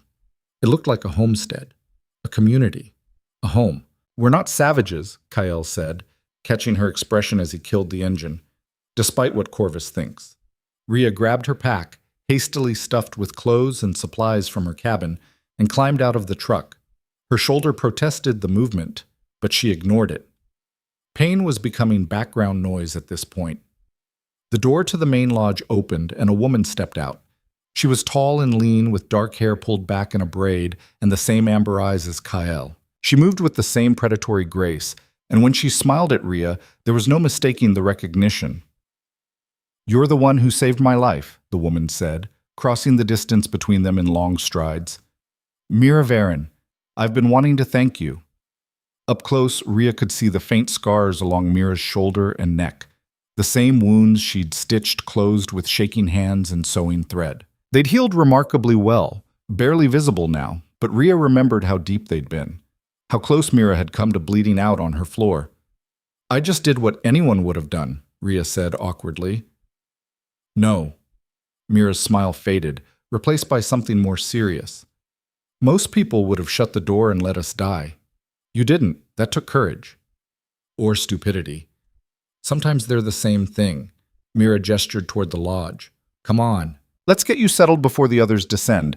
They've been dying to meet you, but Kael made them promise to give you space first. Inside the lodge was warm and lived in. Mismatched furniture, a massive stone fireplace, shelves lined with books and supplies. It smelled like wood smoke and coffee and something cooking that made Ria's stomach growl despite her nerves. Mira led her to a small room off the main hall. Simple bed, chest of drawers, window overlooking the forest. This is yours for as long as you need it. We'll figure out the long-term situation once Corvus is handled. Thank you, Ria said, setting her pack on the bed. I know I'm disrupting things. You're not disrupting anything. Mira leaned against the doorframe. You're pack now. That means you're family, and family looks out for each other. The word family hit Ria harder than she expected. She hadn't had family in years, not since her parents died in a car accident when she was 23, leaving her alone to navigate a world that suddenly felt too big and too hostile. I don't know how to do this, Ria admitted quietly. The whole people thing, I've been alone for so long. Then you'll learn. Mira's expression softened. And we'll help. That's what pack is for. She left Ria alone to unpack, and for a few minutes Ria just stood there, staring at the room that was now hers. It was small, but it had everything she needed. More importantly, it had people just outside the door, people who'd fought for her, who'd welcomed her, who treated her like she belonged. It was terrifying, and maybe, just a little, it was exactly what she needed. That night, Ria met the rest of the pack. There was Finn, a wiry man in his 30s with nervous energy and a sharp wit who handled the compound's security systems. Lena, a quiet woman with gray-streaked hair who managed the gardens and knew more about medicinal plants than Ria had thought possible.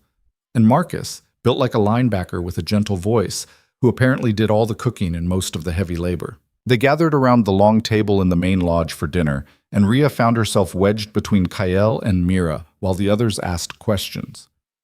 So you just let them in? Finn asked, gesturing with his fork. During a blizzard, 2 wolves you'd never seen before. It seemed like the right thing to do at the time, Ria said. Most people would have shot first and asked questions never, Marcus pointed out. What made you different? Ria picked at her food, some kind of venison stew that was better than anything she'd cooked in years, and tried to find an answer that didn't make her sound broken. I knew what it felt like, she said finally. To need help and not get it. I didn't want to be the person who walked away. The table went quiet for a moment. Then Lena reached over and squeezed Ria's hand. That makes you stronger than most people realize. The conversation moved on to lighter topics, stories about the pack's history, jokes at each other's expense, plans for spring planting. Ria mostly listened, letting the voices wash over her, and tried not to think about how long it had been since she'd sat at a table with people who weren't strangers. After dinner, Kael found her on the porch, staring out at the dark forest. Overwhelming? He asked, leaning against the railing beside her. A little, Ria admitted. I'm used to silence. It takes some getting used to. Pack life is loud, but it's also safer, stronger. We survive better together than apart. Ria glanced at him. Is that why you stayed after the curse broke? You could have left, gone somewhere else, started over. This is home, Kael said simply. And these people are my family. I'm not abandoning them just because things got hard. Even though staying puts you in danger from Corvus and whoever else is out there? Especially then, Kael turned to face her. Running doesn't solve problems. It just delays them. I learned that the hard way. Ria wanted to argue, but she couldn't. Because she'd been running for 3 years, and all it had gotten her was loneliness and a bear attack that nearly killed her. What happens now? She asked instead. Corvus said he'd teach you defensive magic. Do you actually trust him to follow through? No, but I don't have much choice. We need to learn how to protect ourselves from people like him, and he's the only option we've got right now. And after that, we figure out how to make sure he can't hurt anyone ever again, permanently. The way Kyle said it sent a chill down Ria's spine. He wasn't talking about rehabilitation or justice. He was talking about elimination. "Does that bother you?" Kyle asked, reading her expression. "I don't know," Ria said honestly. 3 weeks ago, I would have said yes. Now, I'm not sure what I believe anymore. "You'll figure it out." Kale pushed off the railing. "Get some rest. Tomorrow we start training, and you're going to need your strength." "Training for what?" Kale smiled, but there was no humor in it. "For war, because Corvus won't be the last person to come after us, and next time we're going to be ready." The next morning, Ria woke to the sound of voices outside her window. She dressed quickly, her shoulders still stiff and sore but manageable, and followed the noise to a clearing behind the lodge. The pack was already there, along with Corvus. The sorcerer looked smaller in daylight, diminished somehow. His arm was bandaged where Ria's axe had caught him, and he kept his distance from the shifters, staying on the opposite side of the clearing with his expression carefully neutral. Kale stood in the center, arms crossed, watching Corvus with the patience of a predator waiting for prey to make a mistake. "Glad you could join us," Kyle said when he spotted Ria. "We're about to get started." Corvus cleared his throat. "Before we begin, I want to clarify the terms of our agreement. 3 days of instruction, as promised. I'll teach you basic wards, detection spells, and counter curses. After that, I leave, and you never contact me again." "That's the deal," Kyle confirmed. "As long as you hold up your end." "I will. I have no interest in dying at the hands of shifters." Corvus pulled a leather satchel from his shoulder and set it on the ground. Magic isn't like shifting. It requires focus, discipline, and a source of power. For most practitioners, that source is internal, willpower shaped into intention. For shifters, it's different. Your connection to your animal side gives you access to instinctual magic. You just need to learn how to channel it. "And how do we do that?" Mira asked. "By embracing the thing that makes you different, your dual nature." Corvus pulled several small stones from the satchel, similar to the one he'd used against them, but unmarked. "These are focus stones. They'll help you direct your intent until you can do it without them. The first spell I'm teaching you is a basic ward, a barrier that keeps hostile magic at bay." He spent the next hour walking them through the process. Visualization, breathing techniques, the mental push required to activate the stones. It was tedious work, and most of the pack struggled with it. Finn's stone cracked on his third attempt. Marcus couldn't get his to respond at all, but Mira got it on her 5th try. A faint shimmer appeared in the air around her, barely visible, like heat haze on asphalt. Corvus nodded approvingly. "Good. Hold it for 30 seconds, then release." Mira's face was tight with concentration, but she managed it. When the shimmer faded, she looked exhausted but triumphant. Kale was next. His ward came faster, stronger, and lasted almost a minute before he let it drop. Then Corvus turned to Ria. "You should try as well." Ria blinked. "I'm not a shifter." "No, but you broke my curse. That suggests you have some innate ability, even if you don't recognize it." Corvus held out a stone. "Humor me." Ria took the stone reluctantly. It was smooth and cool in her palm, unremarkable except for the faint warmth that seemed to pulse in rhythm with her heartbeat. "Close your eyes," Corvus instructed. "Picture a wall around yourself, solid, impenetrable. Then push that image into the stone." Ria felt ridiculous, but she tried. She closed her eyes, imagined a wall, stone and mortar, thick enough to stop anything, and tried to force that image into the stone in her hand. Nothing happened. "Try again," Corvus said. "Don't force it. Let it flow." Ria tried 5 more times, then 10. Nothing changed. The stone stayed cold and inert, and she felt like an idiot standing there with her eyes closed while the pack watched. "I can't do this," she said finally, opening her eyes. "I'm not magic. I'm just me." "You're more than you think," Kyle said quietly. "You just don't see it yet." Corvus looked like he wanted to argue, but he let it drop. "We'll come back to it. For now, watch the others and learn the theory. Sometimes understanding the mechanics is enough." The training continued for hours. By midday, most of the pack could maintain a basic ward for at least a minute. Corvus moved on to detection spells, ways to sense hostile magic or tracking curses before they hit.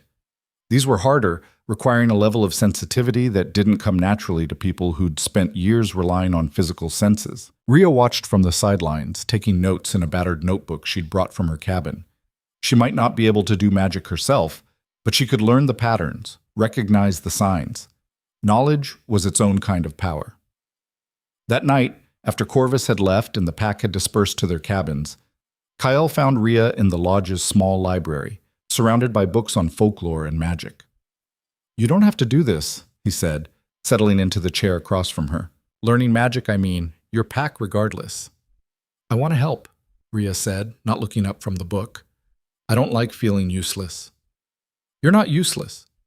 You charged a sorcerer with an axe to save us. That's not nothing. It was stupid. It was brave." Kale leaned forward. "What's really bothering you?" Rhea finally looked at him. "I'm scared. Of Corvus. Of what happens when the 3 days are up.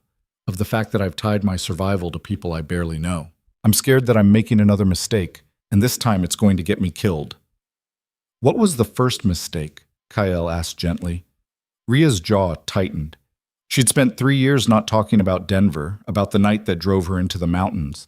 But Kyle was looking at her with those amber eyes that saw too much, and she was tired of carrying it alone. 3 years ago, I trusted someone I shouldn't have," she said quietly. "A coworker. We'd been friends for months, and I thought I knew him. He offered me a ride home after a late shift, and I said yes. And he—" She stopped, the words catching in her throat. Kale's expression didn't change, but something dangerous flickered in his eyes. "He hurt you." "He tried to." Rhea's hands were shaking. "I fought back, got away, went to the police. They arrested him, but he had money and lawyers. And I had bruises that were already fading and a story that sounded like every other he said, she said. They let him go with a slap on the wrist." "And you ran." "I ran," Rhea confirmed. "Quit my job, left Denver, bought the cabin, told myself I was safer alone, that I'd never put myself in that position again." "But you weren't safer," Kyle said. "You were just isolated." "I know that now." Rhea wiped at her eyes angrily. "But at the time it felt like the only option. And now I'm doing the same thing again, trusting people, relying on them, and I keep waiting for it to blow up in my face." Kyle stood and moved around the table, crouching beside her chair so they were eye level. "I can't promise nothing bad will happen. Life doesn't work that way. But I can promise that if it does, you won't face it alone. That's what pack means. We stand together, even when it's hard, especially when it's hard." Rhea looked at him. This man who'd been cursed and broken and rebuilt himself anyway, who led with quiet strength and refused to abandon the people who needed him. "I want to believe you," she whispered. "Then start there." Kale reached out and took her hand, one day at a time, one choice at a time. You don't have to fix everything at once. His hand was warm, steady, and Rhea held on tighter than she probably should have. "Okay," she said. "One day at a time." The second day of training was harder. Corvus introduced counter-curses, spells designed to break or deflect hostile magic. They required precision and timing, and even the most experienced members of the pack struggled. Finn managed to deflect a weak binding spell on his 8th attempt. Mira got it on her 4th. Kyle got it on his 1st. "You're a natural," Corvus said, and there was something almost grudging in his tone. "Your father would have been proud." Kael's expression hardened. "Don't talk about my father." "I'm simply stating a fact. He was a powerful shifter. You inherited that strength. I inherited the mess you made when you cursed him." Kael stepped closer, and Corvus took an involuntary step back. "Don't mistake teaching us for redemption. You're still the man who destroyed my pack. The only reason you're alive is because we need what you know." Corvus's face paled, but he didn't argue. That afternoon, while the pack practiced detection spells, Rhea tried the ward exercise again. She'd been thinking about what Corvus said, that she had some kind of innate ability, and she wanted to prove him wrong. Or maybe prove him right. She wasn't sure which would be worse. She held the focus stone and closed her eyes, picturing the wall again. Stone and mortar, thick and impenetrable. Nothing. She tried picturing something else. A door, solid oak, like the one on her cabin. Still nothing. Frustrated, she opened her eyes and found Mira watching her. "You're trying too hard," Mira said. "Magic isn't about force, it's about connection." "Connection to what?" "To yourself. To what you really want." Mira sat down beside her. "When I first learned to shift, I couldn't do it on command. I'd panic and nothing would happen, or I'd shift at the wrong time and lose control. Kael told me to stop thinking about the mechanics and start thinking about why I wanted to shift, what I was trying to protect or escape from. Once I found that reason, the shift came naturally." Rhea looked down at the stone in her hand. "What am I trying to protect?" "I don't know. That's for you to figure out." Rhea closed her eyes again. This time, she didn't picture a wall or a door. She pictured the people around her: Kael, Mira, Finn, Lena, Marcus. She pictured them safe, protected, beyond the reach of people like Corvus. And something inside her shifted. The stone in her hand flared warm, then hot, and when she opened her eyes, there was a shimmer in the air around her, faint, flickering, but undeniably there. Mira grinned. "There you go." Rhea held the ward for maybe 10 seconds before it collapsed, leaving her breathless and shaking. But she'd done it. She'd actually done it. Corvus appeared beside her, his expression unreadable. "Interesting. You channeled through compassion. Most practitioners use fear or anger. I've never seen anyone sustain a ward through empathy before." "Is that a problem?" Rhea asked. "No, just unusual." Corvus studied her for a moment longer, then walked away. Kael caught Rhea's eye from across the clearing and smiled. She smiled back, and for the first time since arriving at the compound, she felt like maybe she belonged here. On the third day, Corvus taught them tracking wards, spells that would alert them if someone with hostile intent entered their territory. It was complex magic, requiring multiple focus stones placed at specific points around the compound, all linked together in a network. "This is the most important thing I'll teach you," Corvus said as they worked. "These wards won't stop an attack, but they'll give you warning, time to prepare, to evacuate, to fight back." "And they'll work against you?" Kael asked pointedly. "They'll work against anyone with hostile intent, including me." It took most of the day to set up the network. By the time they finished, the sun was setting and everyone was exhausted. But when Corvus activated the final stone and the wards hummed to life, Rhea felt a tangible shift in the air, like the compound itself had taken a breath. "It's done," Corvus said. "You're as protected as I can make you." "Good." Kael pulled a rolled-up bundle from his pack and tossed it to Corvus. "Supplies. Food, water, a satellite phone. Enough to get you wherever you're going." Corvus caught the bundle and looked at Kael warily. "That's it? I'm free to go?" "That was the deal. 3 days of teaching, then you leave. I keep my promises." "Even to people who don't deserve them?" "Especially to them." Kael's expression was hard. "But understand this. If you ever come back, if you ever threaten my pack again, the deal is void. I won't give you a second chance." Corvus nodded slowly. "Understood." He gathered his things and headed for the access road where his SUV was parked. The pack watched him go in silence, and Rhea couldn't shake the feeling that this wasn't really over, that Corvus would find a way to make them regret letting him live.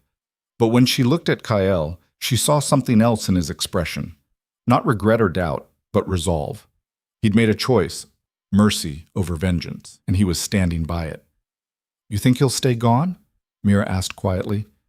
"No," Kael said, "but we'll be ready when he comes back." That night, the pack gathered around the fireplace in the lodge. Someone broke out a bottle of whiskey, and toasts were made to survival, to new beginnings, to the woman who'd saved them all. Rhea sat beside Kael, nursing a glass she had no intention of finishing, and listened to the stories. Lena talked about the pack's history, how they'd lived in these mountains for generations, hidden from humans, surviving through cooperation and secrecy.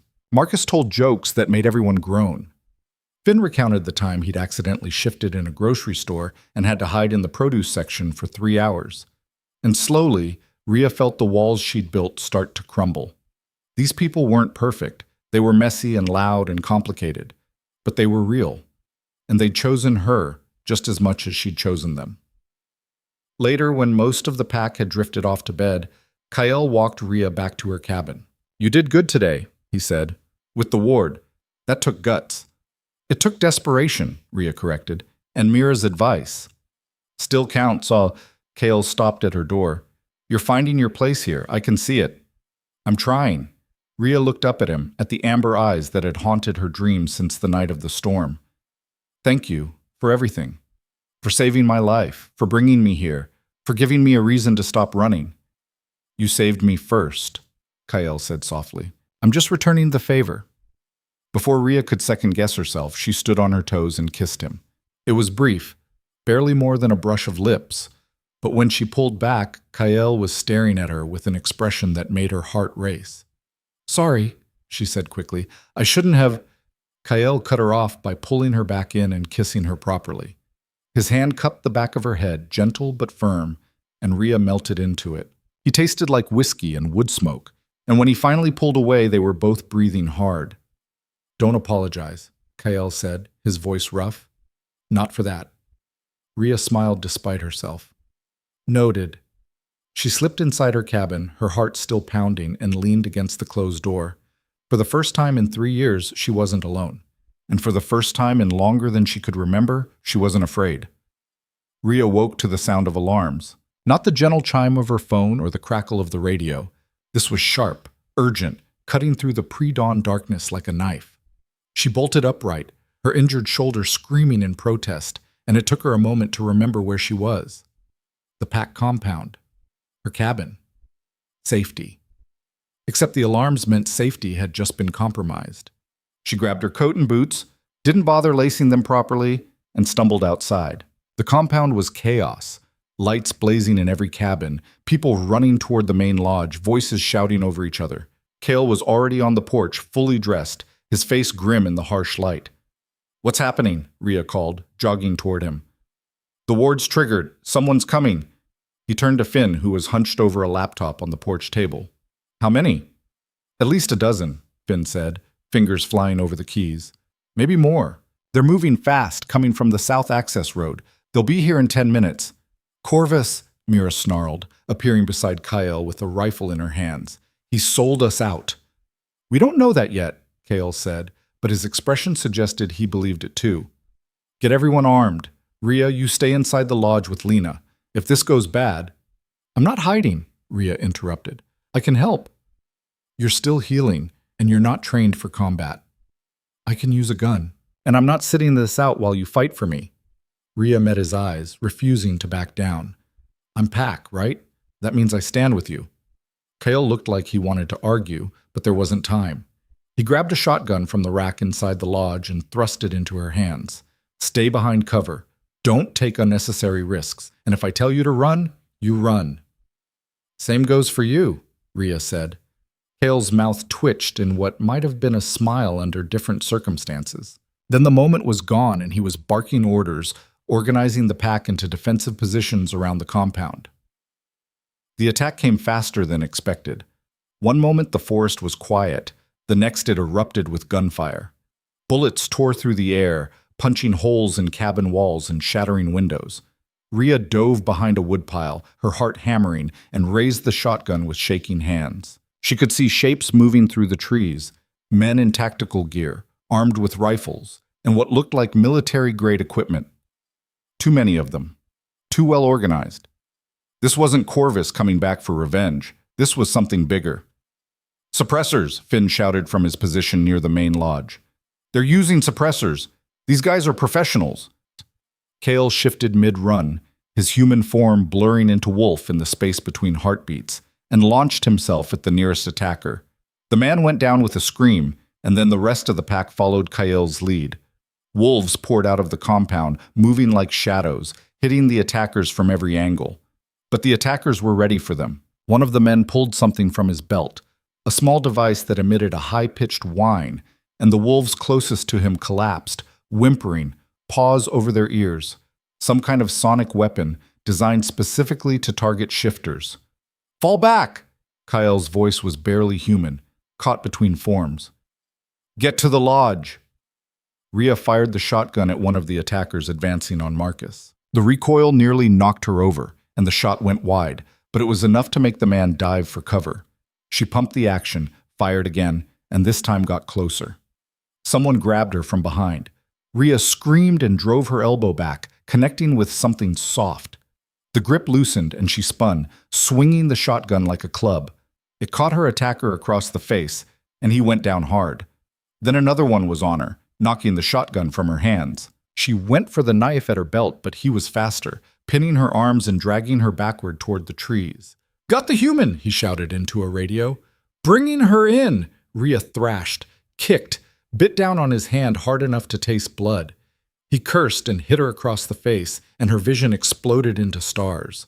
Then there was a roar, deep and primal and full of rage, and suddenly the man holding her was gone. Rhea stumbled, caught herself against a tree, and looked up to see Kyle standing over her attacker's motionless body.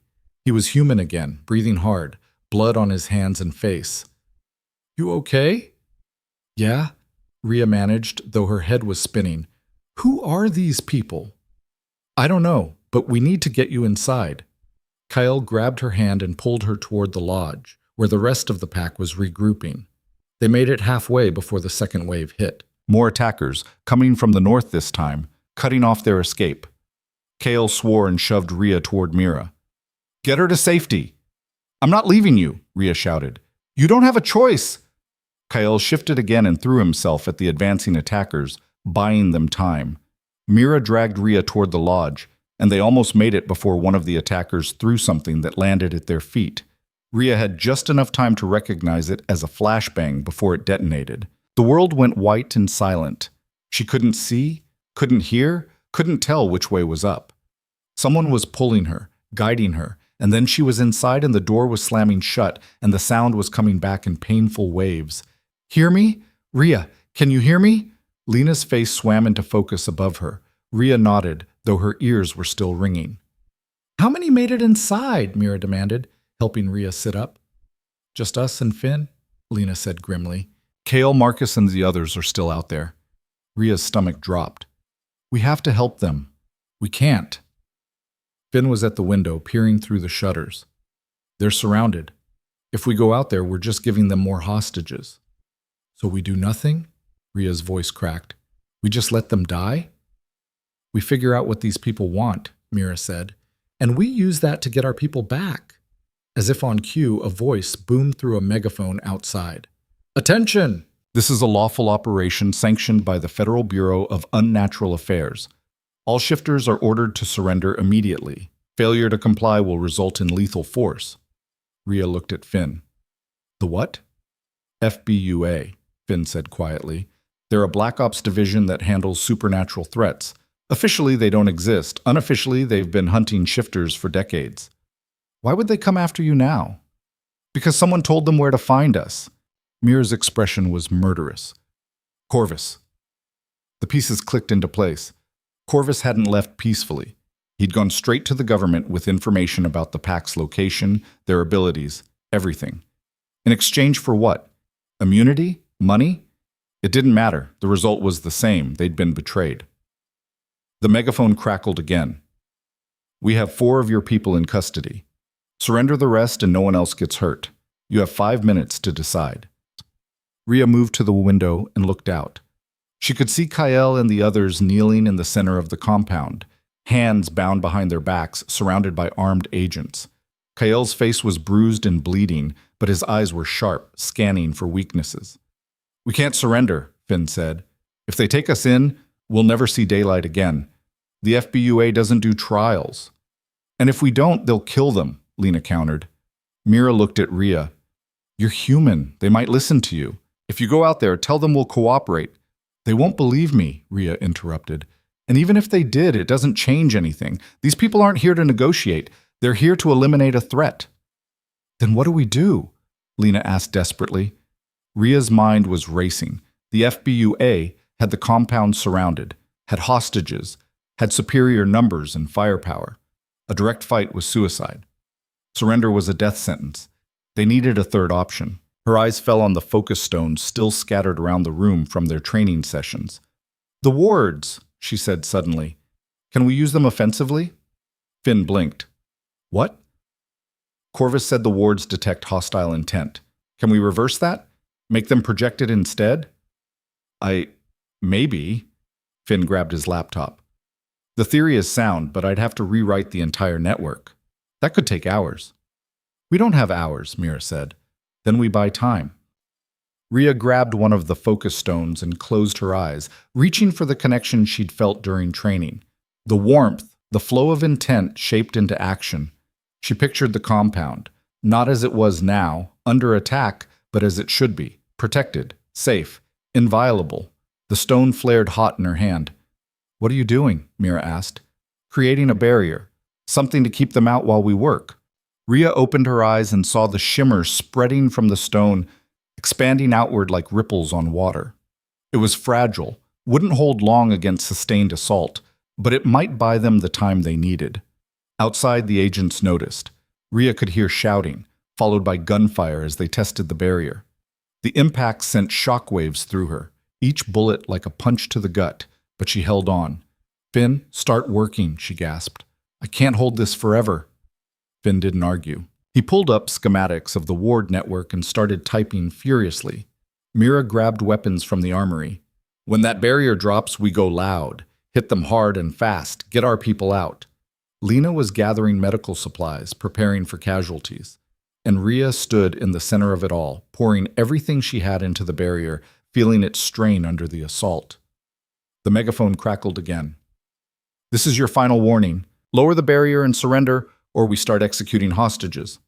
Rhea's concentration wavered. Through the barrier, she could see one of the agents pressing a gun to the back of Kael's head. "Don't," Mira said sharply, reading her expression.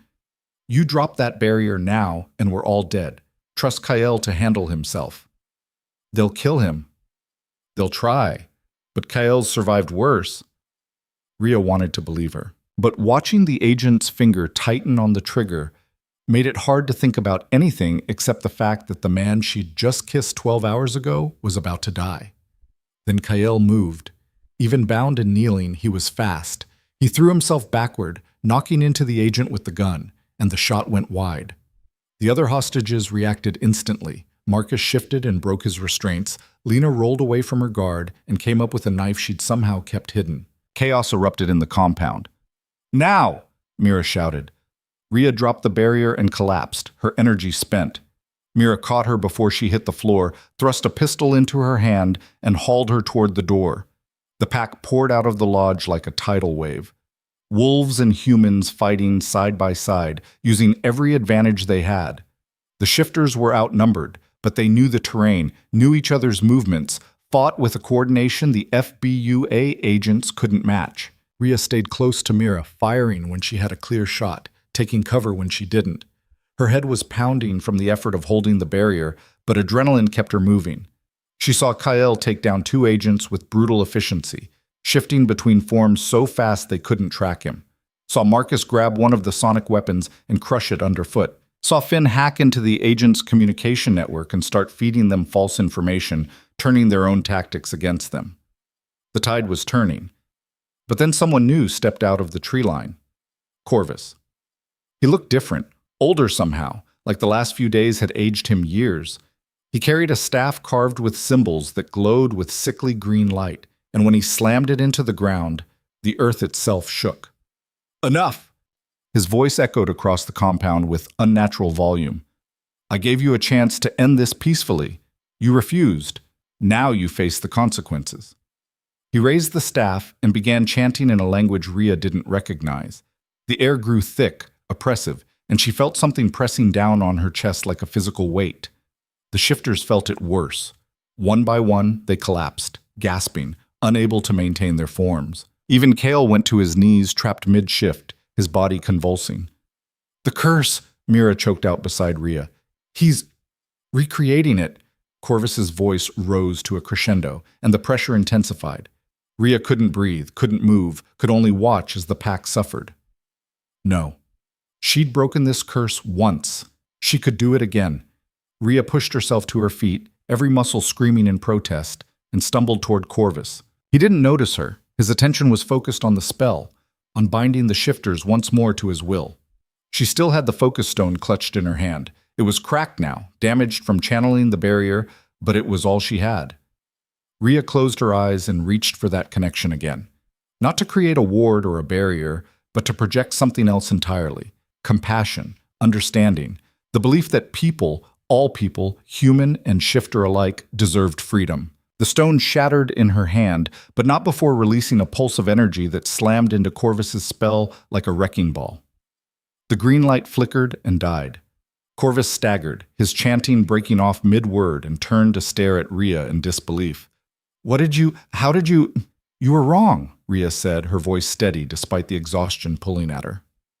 About shifters, about power, about what makes someone worthy of freedom. And I'm done letting people like you decide who gets to be safe. Corvus raised his staff, fury twisting his features. You ignorant fool! You have no idea what you've unleashed! Kael hit him like a freight train. The sorcerer went down hard, the staff flying from his hands, and Kael stood over him in human form with murder in his amber eyes. She's not the fool here, Kael said quietly. You are. You could have walked away, could have disappeared and lived out your life in peace. But you came back. You allied with the people who would have turned on you the moment you stopped being useful, and now you're going to face the consequences. You can't kill me, Corvus wheezed. The FBUA, they'll never stop hunting you. I know. Kael looked up at the remaining agents, who were regrouping at the edge of the compound, which is why we're not running anymore. He turned to face the FBUA agents, hands raised. I'm Kael Verin, leader of this pack. I'm surrendering myself on one condition. You let the rest of them go. They're not criminals. They're just trying to survive. Take me and leave them in peace. Kael, no, Mira shouted. But before anyone could move, one of the agents stepped forward. He was older than the others, gray-haired and weathered, with insignia that marked him as the commanding officer. Stand down, he ordered his men. Then to Kael, I'm Agent Morrison, and I'm calling off this operation. The other agents looked at him in shock. Sir, we have orders. Orders based on intelligence from a known criminal. Morrison gestured to Corvus. Intelligence that conveniently left out the part where you people were just defending yourselves, where a human woman risked her life to protect you, where you showed more restraint and honor than most humans I've worked with. He holstered his weapon.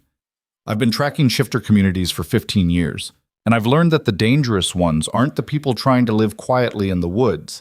They're the ones who turn them into weapons. He looked pointedly at Corvus. We'll be taking him into custody. As for you, consider this your one chance. Stay off our radar, and we'll stay off yours. Kael stared at him. Why? Because I'm tired of hunting people who aren't the real threat. Morrison signaled his team.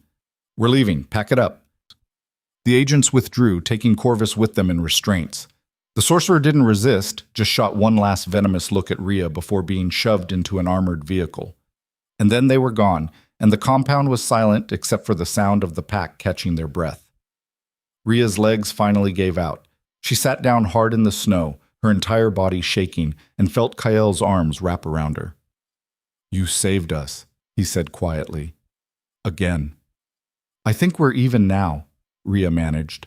Kael laughed, raw and relieved and edged with exhaustion. Not even close. The pack gathered around them, bloodied and bruised but alive. Mira was helping Marcus walk, his leg badly injured. Finn had a gash across his forehead. Lena looked shell-shocked but unharmed. They'd survived. Against impossible odds, against better-armed enemies, against magic and government agencies and betrayal. They'd survived because they fought together. What now?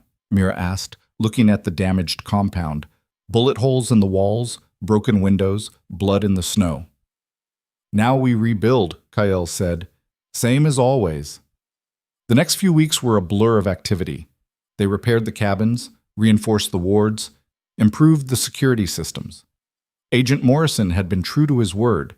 The FBUA left them alone, though Finn insisted on monitoring government communications just in case. Corvus was being held in a maximum security facility designed for supernatural threats. According to Morrison's updates, he'd be there for the rest of his life.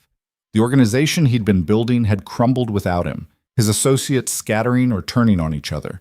The pack was safe. Finally, truly safe. Rhea settled into compound life more easily than she'd expected. She learned to cook from Marcus, helped Lena with the spring planting, sparred with Mira until her shoulder healed enough for real training. Finn taught her basic coding so she could help monitor the wards. She was learning what it meant to be part of something bigger than herself. And it was terrifying and wonderful in equal measure. 2 months after the attack, Kael took her back to her old cabin. It looked smaller than she remembered, more isolated. The woodshed had partially collapsed under snow weight, and animals had gotten into her food stores, evidence of a life she'd left behind. "You don't have to sell it," Kael said as they stood on the porch. "You could keep it. Come here when you need space." Rhea looked at the cabin, at the door she'd opened to 2 wolves during a blizzard, at the floor where she'd stitched Mira back together, at the windows she'd stared through for 3 years while telling herself she was safe. "No," she said, "I don't need it anymore. I thought isolation was safety, but it was just another kind of cage. I want to sell it and use the money to help improve the compound, build more cabins, expand the gardens, make room for other shifters who need a safe place." Kael looked at her with something like wonder. "You're sure?" "I'm sure." Rhea took his hand. "I'm not running anymore. I found something worth staying for."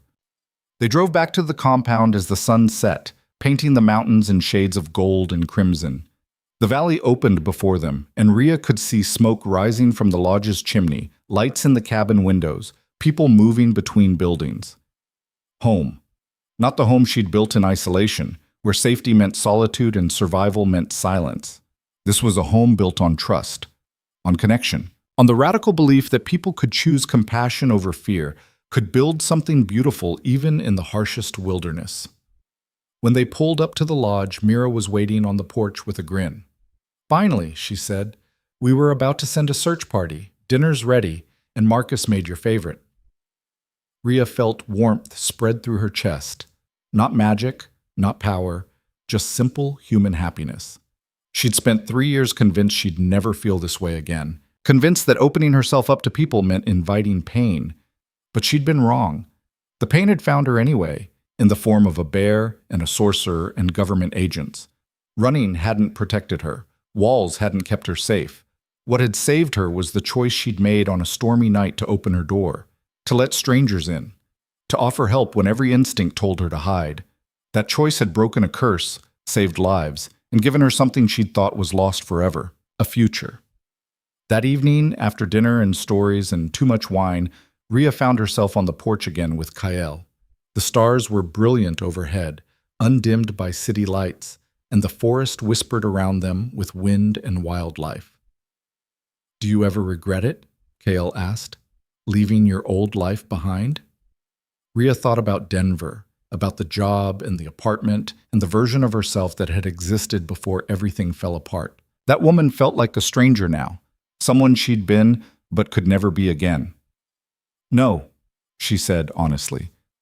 "That life ended the moment I stopped believing I could trust anyone. This life, the one I have now, it started the moment I decided to try again. With 2 wolves bleeding on your porch. With 2 wolves who needed help." Rhea leaned against him, feeling the warmth of his body, the steady rhythm of his breathing. "I didn't save you, Kael. We saved each other." Kael wrapped his arm around her shoulders, pulling her close.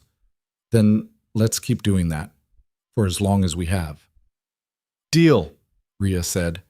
They stood there as night deepened around them, 2 people who'd been broken and isolated finding wholeness in each other.